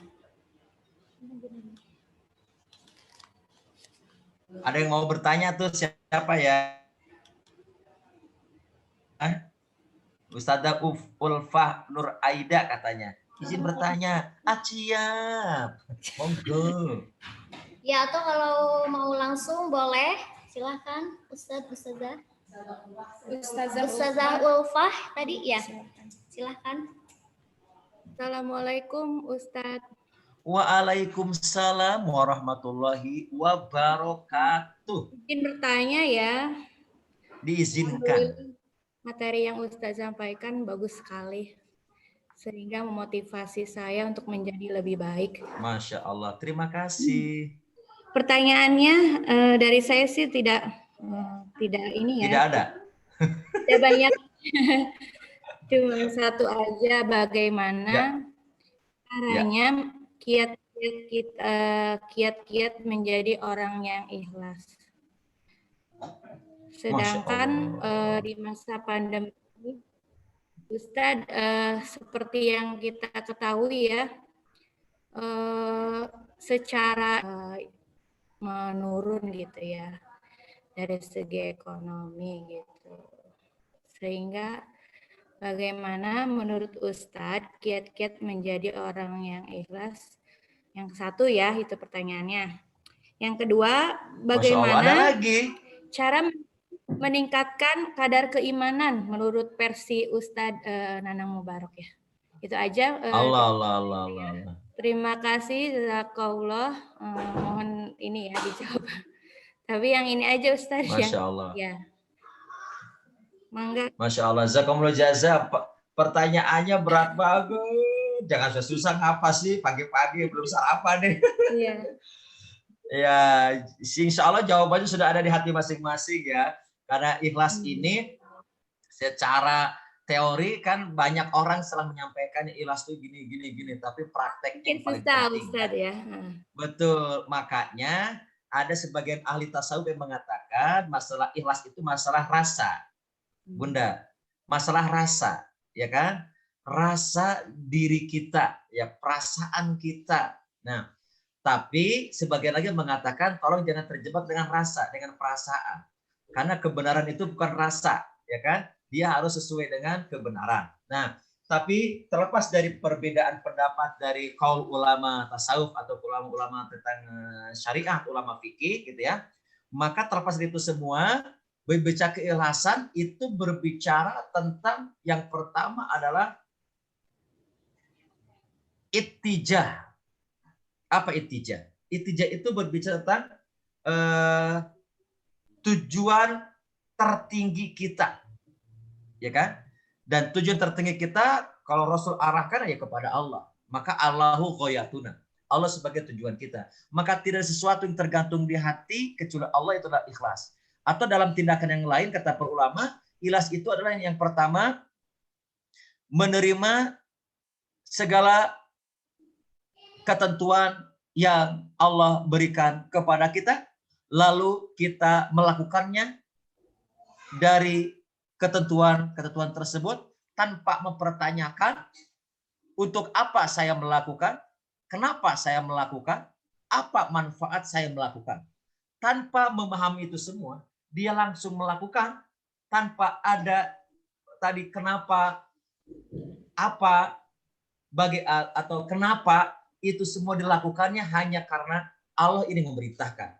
Abdullah ibnu Abbas pernah berkata kepada para tabi'in begini. Dulu kami sangat kesulitan menghafal Al-Quran. Kenapa? Alasannya karena saat Al-Quran turun, saat wahyu turun, kami disibukkan segera melakukannya. Maka kami katakan sami'na wa ata'na. Kami segera melakukannya sampai karena kami sibuk segera melakukan sampai kami lupa menghafal ayatnya. Namun sekarang kata Abdullah bin Abbas, sekarang banyak saya melihat sibuk menghafalkan ayatnya sampai lupa mengamalkannya. Ini kata Abdullah bin Abbas. Kira-kira perkataan ini masih cocok nggak sekarang?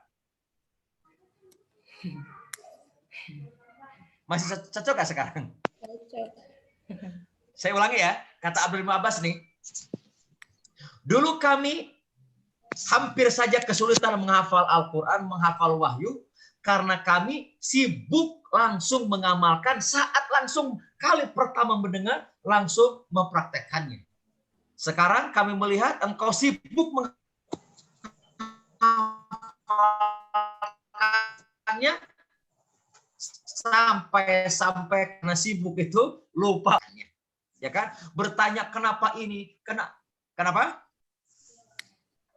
Ya, mempertanyakan kenapa harus begini, apa manfaatnya buat saya, kenapa saya ada tugas begini, kenapa ada perintah begini, kenapa harus begini, kenapa harus begitu gitu ya.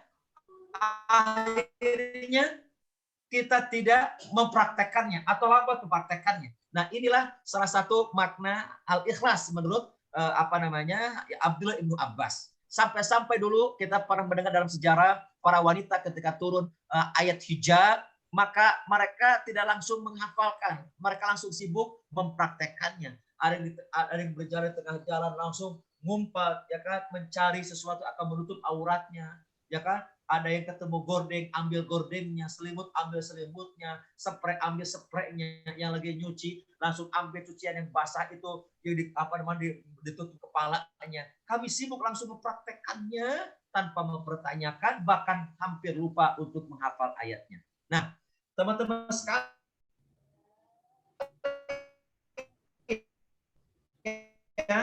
maka ikhlas itu kan ada atasan, nggak ada atasan, dilihat atau tidak dilihat, rame-rame atau sepi, maka kualitas kita sama.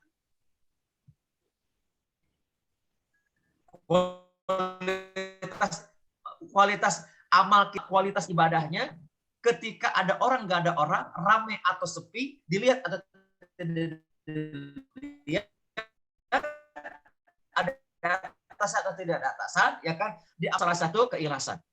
Yang kata siapa ahli tasawuf itu, Ibrahim bin Adam, yang pertama adalah sama kualitas ibadah kita atau pekerjaan kita saat kita sendiri atau rame-rame, saat kita dilihat atau tidak dilihat. Yang kedua adalah ikhlas itu kita sentiasa teguh pada prinsip saat orang lain sudah menyimpang dari prinsip. Itu ikhlas. Berarti dia ikhlas.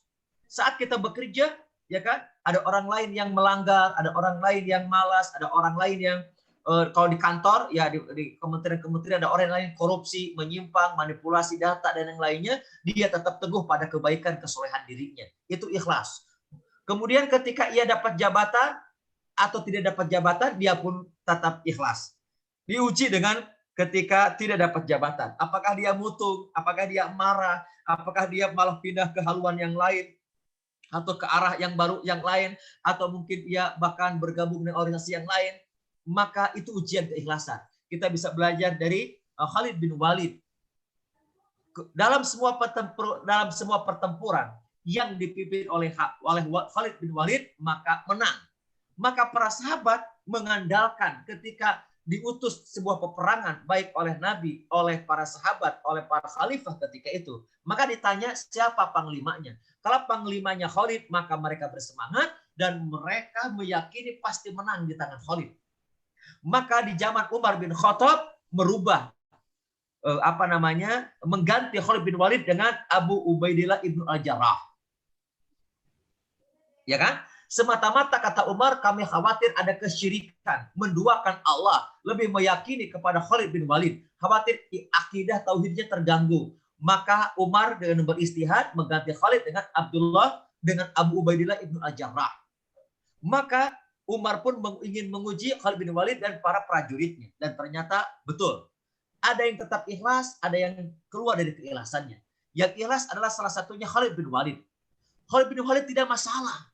Jadi panglima atau jadi prajurit biasa. Dia tidak akan mengurangi kualitas berperangnya. Tidak akan mengurangi kualitas bekerjanya. Tidak akan mengurangi kualitas amalnya. Tidak akan mengurangi kualitas berperangnya, walaupun ia sudah tidak lagi panglima, dia tetap dalam satu barisan, dalam satu jamaah, di bawah pimpinan khalifah, siapapun panglimanya, maka dia akan tunduk, dia akan berperang dengan kualitas dirinya, sebagaimana dia ketika jadi panglima. Itulah kualitas keikhlasan dari Khalid, dan itu pelajaran buat kita. Ya kan? Mungkin kalau mohon maaf, punten, kalau di sekolah, ya ada yang dijadikan kepala sekolah, atau mungkin wali kelas yang lainnya. Kadang jadi wali kelas, kadang tidak. Gak masalah buat kita. Saya punya dulu adalah nakib atau murabi saya di sebuah sekolah Islam terpadu di Tangerang begitu ya. Dia awal dari guru biasa, kemudian diangkat menjadi kepala sekolah. Kemudian turun lagi karena pergantian per 4 atau 5 tahun gitu ya. Ganti jadi guru biasa lagi, maka kualitas mengajarnya tidak berubah, sama seperti ketika dia menjadi kepala sekolah lalu turun lagi menjadi guru biasa, sama saja, dan dia tidak mau diangkat menjadi di yayasan ketika itu. Itu luar biasa menurut saya, itu pelajaran buat kita. Jadi saya ingin mengambil pelajaran dari ujian keikhlasan itu. Satu, bagaimana kualitas dia bekerja atau ibadah saat ia sendirian tanpa orang lain atau tanpa ramai-ramai. Yang kedua, saat ia sudah tidak diberikan jabatan lagi, apakah sama kualitasnya? Yang ketiga, lihat saat ia mendapatkan masalah atau musibah, seperti apa kualitas ibadah atau kualitas bekerjanya. Ketika dapat masalah, dia semakin berkualitas, maka dia dikategorikan termasuk orang yang ikhlas. Itu mungkin Bunda Ulfa ya atau Ustazah, saya ingin melihat kepada bukan sekedar rasa, tapi kepada ujian keikhlasan gitu ya. Biar kita bisa compare ya kan, apakah ketika rame-rame ikhlas tapi ketika tidak ikhlas atau sebaliknya. Allahu a'lam bishawab. Seperti itu ya. Bagaimana menjaga dan meningkatkan kualitas keimanan insya Allah antum sekalian sudah banyak memahaminya dari materi-materi terbawi kita. Yang paling penting adalah yang pertama itu adalah kata para ulama taubatan nasuha. Yang pertama apa? Taubatan nasuha. Semua pintu kebaikan diawali dengan taubat, ya kan? Nah, iman itu tidak akan menguat kalau kita tidak bertaubat kepada Allah. Iman cenderung melemah, Bunda, atau saya dan kita semua, iman cenderung melemah tak kala kita bermaksiat. Tak kala kita bermaksiat, zolim, dan juga kita berdosa. Ya kan? Kata para ulama, dosa dan maksiat itu menjauhkan kita dari Allah. Maka kata kuncinya Allah panggil, ya ayyuhalladzina amanu tubu ilallahi taubatan nasuha. Wahai orang-orang yang beriman, ketika engkau dosa dan bermaksiat jauh dariku, maka tubu. Segera mendekat kepadaku, merapat kepadaku, mendekat kepadaku. Tahukah engkau, kata Allah dalam hadis kursi, ketika engkau mendekat kepadaku sejengkal, aku mendekatmu sehasta. Jika engkau mendekatku sehasta, aku mendekatmu sedepak. Jika engkau datang kepadaku sambil berjalan, aku datang kepadamu sambil berlari. Maka taubat itu seolah kita sedang ingin mendekat kepada Allah, dan itu Allah menjadi bangga kepada kita. Dan kita akan dijadikan wali-wali Allah Subhanahu wa Ta'ala. Dan Allah akan bantu kita. Maka pintu segala jalan keluarnya adalah taubatan nasuha. Minimal dengan lisan istighfar. Astagfirullahaladzim, astagfirullahaladzim, taubat. Dan ini akan menguatkan iman. Yang kedua adalah lakukan tazkiyatun nafas. Lakukanlah tazkiyatun nafas. Ya kan? Dalam tazkiyatun nafas ini, dalam teorinya, kalau teori tasawuf ada 3. Pertama adalah takhalli, yang kedua tajalli, yang ketiga tahalli. Atau dalam kaidah yang lain, yang pertama tatahub, yang kedua tahakkub, yang ketiga takhalluk. Lain waktu kita bahas nanti ya. Ini teori tazkiyatun nafas. Pertama, tatahur, bersihkan jiwa dari kotoran-kotoran penyakit hati dan dunia. Yang kedua, tahalluk. Yang kedua, tahakkuk, internalisasi, masukkan nilai-nilai kebaikan, nilai-nilai iman. Saya sebutkan nilai-nilai asma wa sifatnya Allah atau asmaul husna, masuk ke dalam hati kita. Masukkan, tapi bersihkan dulu. Kita bisa ketika sakit, bersihkan istighfar kepada Allah, masukin nama Allah. Ya Syafi, Ya Syafi, Ya Syafi, Ya Syafi. Ya Syafi, isfina anta syafi. Isfina anta syafi. La shifa'a illa shifa'uka. Shifa'an la yughadiru saqama. Itu kita sakit, ya kan? Ingin cepat sembuh, ingin cepat keluar, ya kan? Bersihkan hati dengan istighfar kepada Allah, bersihkan kesombongan, iri, dengki, riya, bersihkan, lalu masukkan nama Allah, nama wasifatnya, internalisasikan dengan nama Ya Syafi. Kita umumnya ingin dapat rezeki yang banyak, ya kan? Dari pintu yang tidak disangka-sangka, maka istighfar kepada Allah, taubat kepada Allah, bersihkan kesombongan, bersihkan hati, kemudian internalisasi, masukkan salah satu nama Allah dalam hati, pahami dan getarkan, sebut dan berdoa dengan nama itu seperti Ya Razzaq, Ya Razzaq, Ya Razzaq, Ya Razzaq, urzuqna rizqan wasi'an, halalan thayyiban mubarakan fihi, Ya Razzaq, Ya Razzaq, in kana rizqi fis sama fa'anzilhu, wa in kana fil ardi fa'akhrijhu, wa in kana musiran fayasirhu, wa in kana ba'idan faqarribhu, wa in kana qalilan faqasirhu, Ya Razzaq, Ya Razzaq, Ya Razzaq. Terus seperti itu. Itu untuk menguatkan apa? Menguatkan iman dengan cara teori tazkiyatun nafas. Jadi bersihkan dari kotoran hati, kotoran atau penyakit hati dan penyakit dunia, lalu masukkan nama-nama Allah, lalu setelah itu namanya tahakkuk. Apa tahakkuk? Mempraktekkan nama Allah menjadi akhlak. Jadi ketika umumnya bilang Ya Razzaq, jangan hanya ngomong Ya Razzaq, tapi bekerja sungguh-sungguh gitu lah. Bekerja sungguh-sungguh dan jadikan bahwa pekerjaan itu adalah cara terbaik kita untuk merayu Allah agar Allah memberikan rezeki kepada kita. Itu namanya tahalluk dengan Ar-Razzaq. Contohnya apa teman-teman? Teman-teman kan di sini banyak ibu-ibu. Siti Hajar. Siapa Siti Hajar? Aduh. Kenapa itu sakit ya? Ada yang aduh-aduh. Siti Hajar, ya kan, kata ditinggalkan oleh suaminya Ibrahim dengan bayi yang baru dilahirkannya di sebuah padang pasir yang tandus, tidak ada bangunan, tidak ada pepohonan, tidak ada orang, hanya 2 orang.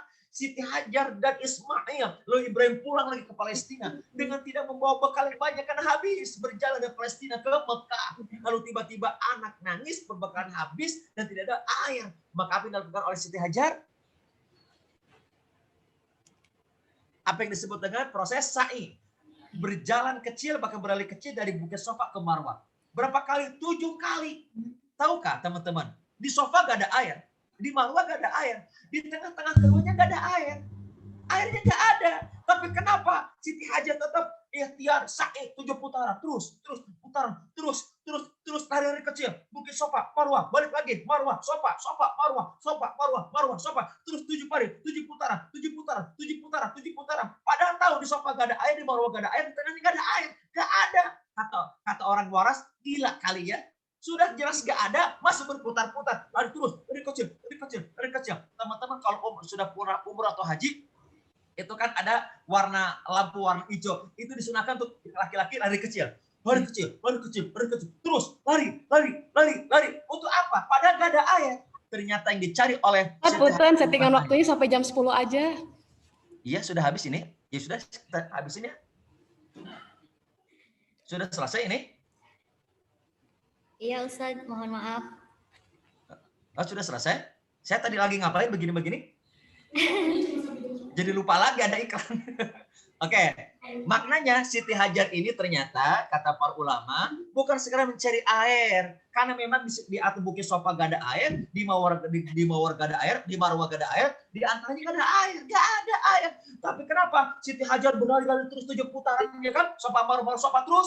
Ternyata teman-teman, Siti Hajar itu bukan sekedar mencari air, tapi sedang merayu Allah, sang sumber kehidupan, sang pemilik air. Merayu Allah agar pantas diberikan rizki sama Allah. Dia terus tetap bekerja keras. Ya Allah, aku bekerja keras. Seorang perempuan yang baru melahirkan, ya Allah. Di antara Bukit Sofa dan Marwah. Kalau sekarang Bukit Sofa Marwah itu sudah tidak tinggi lagi. Sudah ada AC-nya. Di dalam Masjid Haram. Dulu gak ada bangunan, gak ada pohonan. Keras. Terjal, kemudian juga bebatuan pada pasir panas.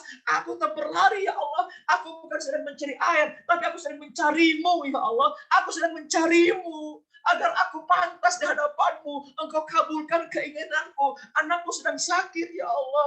Anakku sedang ingin minum kehausan. Aku buktikan aku terikhtiar, ya Allah, dengan sungguh-sungguh bekerja untuk memantaskan diri di hadapanmu. Maka berikanlah kehidupan kepada kami. Maka air itu adanya, bukan di Sofa, di Marwah, atau di antara keduanya. Adanya 300 atau 320 meter dari Bukit Marwah. Dekat dengan Ka'bah, di dekat kakinya Ismail. Teman-teman, mari kita jadikan pekerjaan kita, cara terbaik kita merayu Allah. Cara terbaik kita untuk memantaskan dan melayakkan diri di hadapan Allah agar Allah sayang sama kita, agar Allah cinta sama kita, agar Allah anugerahkan rezeki yang banyak berlimpah kepada kita, agar Allah kabulkan hajat, cita-cita dan niat kita, dan semoga kita semua terkabul. Amin. Allahumma amin. Semoga ada kebaikannya. Allah alam bisawab. Saya akhiri. Mohon maaf jika ada salah dan kata. Mohon ampun saya kepada Allah, meminta maaf kepada semuanya. Billahi fisabilillah. Assalamualaikum warahmatullahi wabarakatuh. Waalaikumsalam warahmatullahi wabarakatuh. Masya Allah, terima kasih Ustadz untuk materinya yang sangat luar biasa dan juga kepada penanya.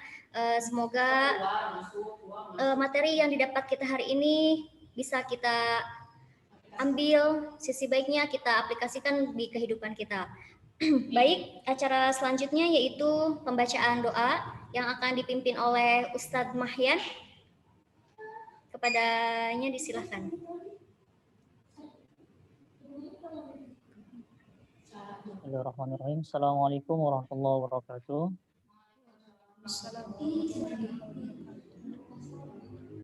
Ustaz dan Ustazah, marilah kita tundukkan kepala kita sejenak. Kemudian kita angkat doa, memohon dan mengucapkan Allah SWT agar semua dosa-dosa kita diampuni oleh Allah SWT dan semua amal ibadah kita diterima di sisinya. Ila hadrati an-nafsina wa jasadina binifis salama wal afiyah wal barakah was-silah was-salamah wal ijabah tajabah wal hikmah wal ma'unah wal quwwah wal jirah bi syafa'ati rasul. Al-Fatihah. Bismillahirrahmanirrahim. Alhamdulillah rabbil alamin arrahmanir rahim maliki yaumiddin. Iyyaka na'budu wa iyyaka nasta'in ihdinas siratal mustaqim siratal ladzina an'amta 'alaihim ghairil maghdubi 'alaihim waladdallin. A'udzu billahi minasyaitonir rajim. Bismillahirrahmanirrahim. Allahumma shalli ala sayyidina wa radiyallahu tabaraka an kulli sahabati rasulina ya Allah minasyakirin dan na'imin. Allahumma arhamna bil Qur'an, Allahumma arhamna bil Qur'an, Allahumma arhamna bil Qur'an waj'alhu lana imama wa nuran wa hudan wa rahmah. Allahumma dhakkirna minhu ma nasina wa 'allimna minhu ma jahilna warzuqna tilawatahu ana al-layli wa atrafan nahar waj'alhu lana hujjatan ya rabbal alamin. اللهم أصلح لنا ديننا الذي هو عصمة أمرنا وأصلح لنا دنيانا التي فيها معاصنا وأصلح لنا آخرتنا التي فيها معادنا وترقيتنا بالخير واجعل الموت راحة لنا من كل شر. اللهم اجعل خير أمرنا آخرة وخير عملنا وخير أيامنا. اللهم إنا نسألك خير المسألة وخير الدعاء وخير النجاة وخير العلم وخير العمل وخير الثواب وخير الحياة وخير الممات وثبتنا وثقل موازيننا وحقق إيماننا درجاتنا وتقبل صلاتنا واغفر خطيئتنا ونسألك الأولى من الجنة. اللهم إنا نسألك موجبات رحمتك وعزم مغفرتك والسلامة من كل إثم والغنيمة من كل بر والفوز بالجنة. اللهم أحسن عاقبتنا في الأمور كلها وأجرنا من خزي الدنيا والآخرة. اللهم لا تدع لنا ذنبا إلا غفرته. اللهم لا تدع لنا ذنبا إلا غفرته. اللهم لا تدع لنا ذنبا إلا غفرته ولا هما إلا فرجته ولا دينا إلا قضيته ولا حاجة من حوائج الدنيا والآخرة إلا قضيتها يا أرحم الراحمين. ربنا يا الله آتنا في الدنيا حسنة وفي الآخرة حسنة وقنا عذاب النار. وصلى الله على نبينا محمد. سبحان ربك رب العزة عما يصفون والحمد لله رب العالمين. Assalamualaikum warahmatullahi wabarakatuh. Waalaikumsalam warahmatullahi wabarakatuh. Terima kasih kepada Ustadz Mahyan. Baik Ustadz dan Ustazah, untuk informasi mengenai door prize mungkin kita bisa menyusul ya. Karena waktu sudah menunjukkan pukul 10 lewat ya. Kita simpulkan terkait pertemuan kita secara virtual pada pagi hari ini tentang bertahan di masa pandemi ya, yaitu dengan bangkit dan juga mampu mengubah situasi tidak normal ini menjadi lebih produktif. Ya, pandemi boleh membatasi gerak sosial kita tetapi tidak dengan gerak pikir kita. Zaman ini memang memaksa kita untuk terus bergerak maju, maka dari itu kita harus terbuka dengan segala perubahan agar tidak tertinggal. Change your mind, change your life. Oke, terima kasih kepada Ustadz dan Ustadzah semuanya. Mohon maaf apabila terdapat banyak kekurangan, dan untuk yang belum mengisi presensi dan resume silahkan kita cukupkan. Terima kasih. Wassalamualaikum warahmatullahi wabarakatuh. Warahmatullahi wabarakatuh. Oke, kita ada sesi foto terlebih dahulu. Waalaikumsalam warahmatullahi wabarakatuh. Sesi ya. 3 kali sesi ya Ustazah. Jazakallah Ustadz Nanang. Mohon berkenan untuk foto bersama dulu. Oke. Silakan. Siap. Mainkan. Nyalakan dulu ya semuanya Ustadz-Ustazah. Ada 3 kali sesi, jadi pasang senyum yang luar biasa. Oke, sudah siapkah? Sudah siap semuanya? Yang belum mengaktifkan boleh diaktifkan. Materi PowerPoint-nya pada mau nggak? Kalau enggak, Boleh nanti di Mau Ustadz, mau Ustadz, kirimin. Mau Ustadz. kalau mau saya share ke Pak Dedi ya. Iya, Ustaz. Ustaz, Semoga orang yang mau ya, yang Ustaz, lain. jazakallah. 3 orang yang mau, Ustaz. yang lain nggak mau ya. Ustazah, silahkan Mau, pasang jazakumullah. senyumnya. Kita akan 3 kali sesi screenshot ya, dimulai dari sekarang. 1, 2, tadi ya. 1, 2, 3. 1, 2, 3. Nggak bisa. Ulang ya, Ustazah. Punten agak ini nge-lag. Ya, apa ini? Coba dari sini. Jatuh. 1, 2, 3. Kok mukanya pada serius semua ya? Padahal ini masih pagi loh. Belum sarapan, Ustaz. Oh, belum sarapan. Harusnya kan sambil sarapan ini nikmatinnya. 1, 2, 3. Itu Pak Asep kayaknya di pinggir sawah enak banget Pak Asep. Wah, Allah. Anda udah lama gak lihat sawah itu, sawah mana ya? Langsung dari sini Ya, saya Ustaz. Pak Asep bacakan. Biasanya kalau di sawah mah sampai nyambel, sambal doang. Masya Allah enak banget mah peda sama jengkol atau pete. La haula. Kalian nyari sinyal, Ustaz. Iya, oh Ada gitu 2 ya. slide lagi yang tadi kurang. Oh itu di sawah banyak sinyal di sawah. Rasa apa tuh sinyalnya? 2, Kuat.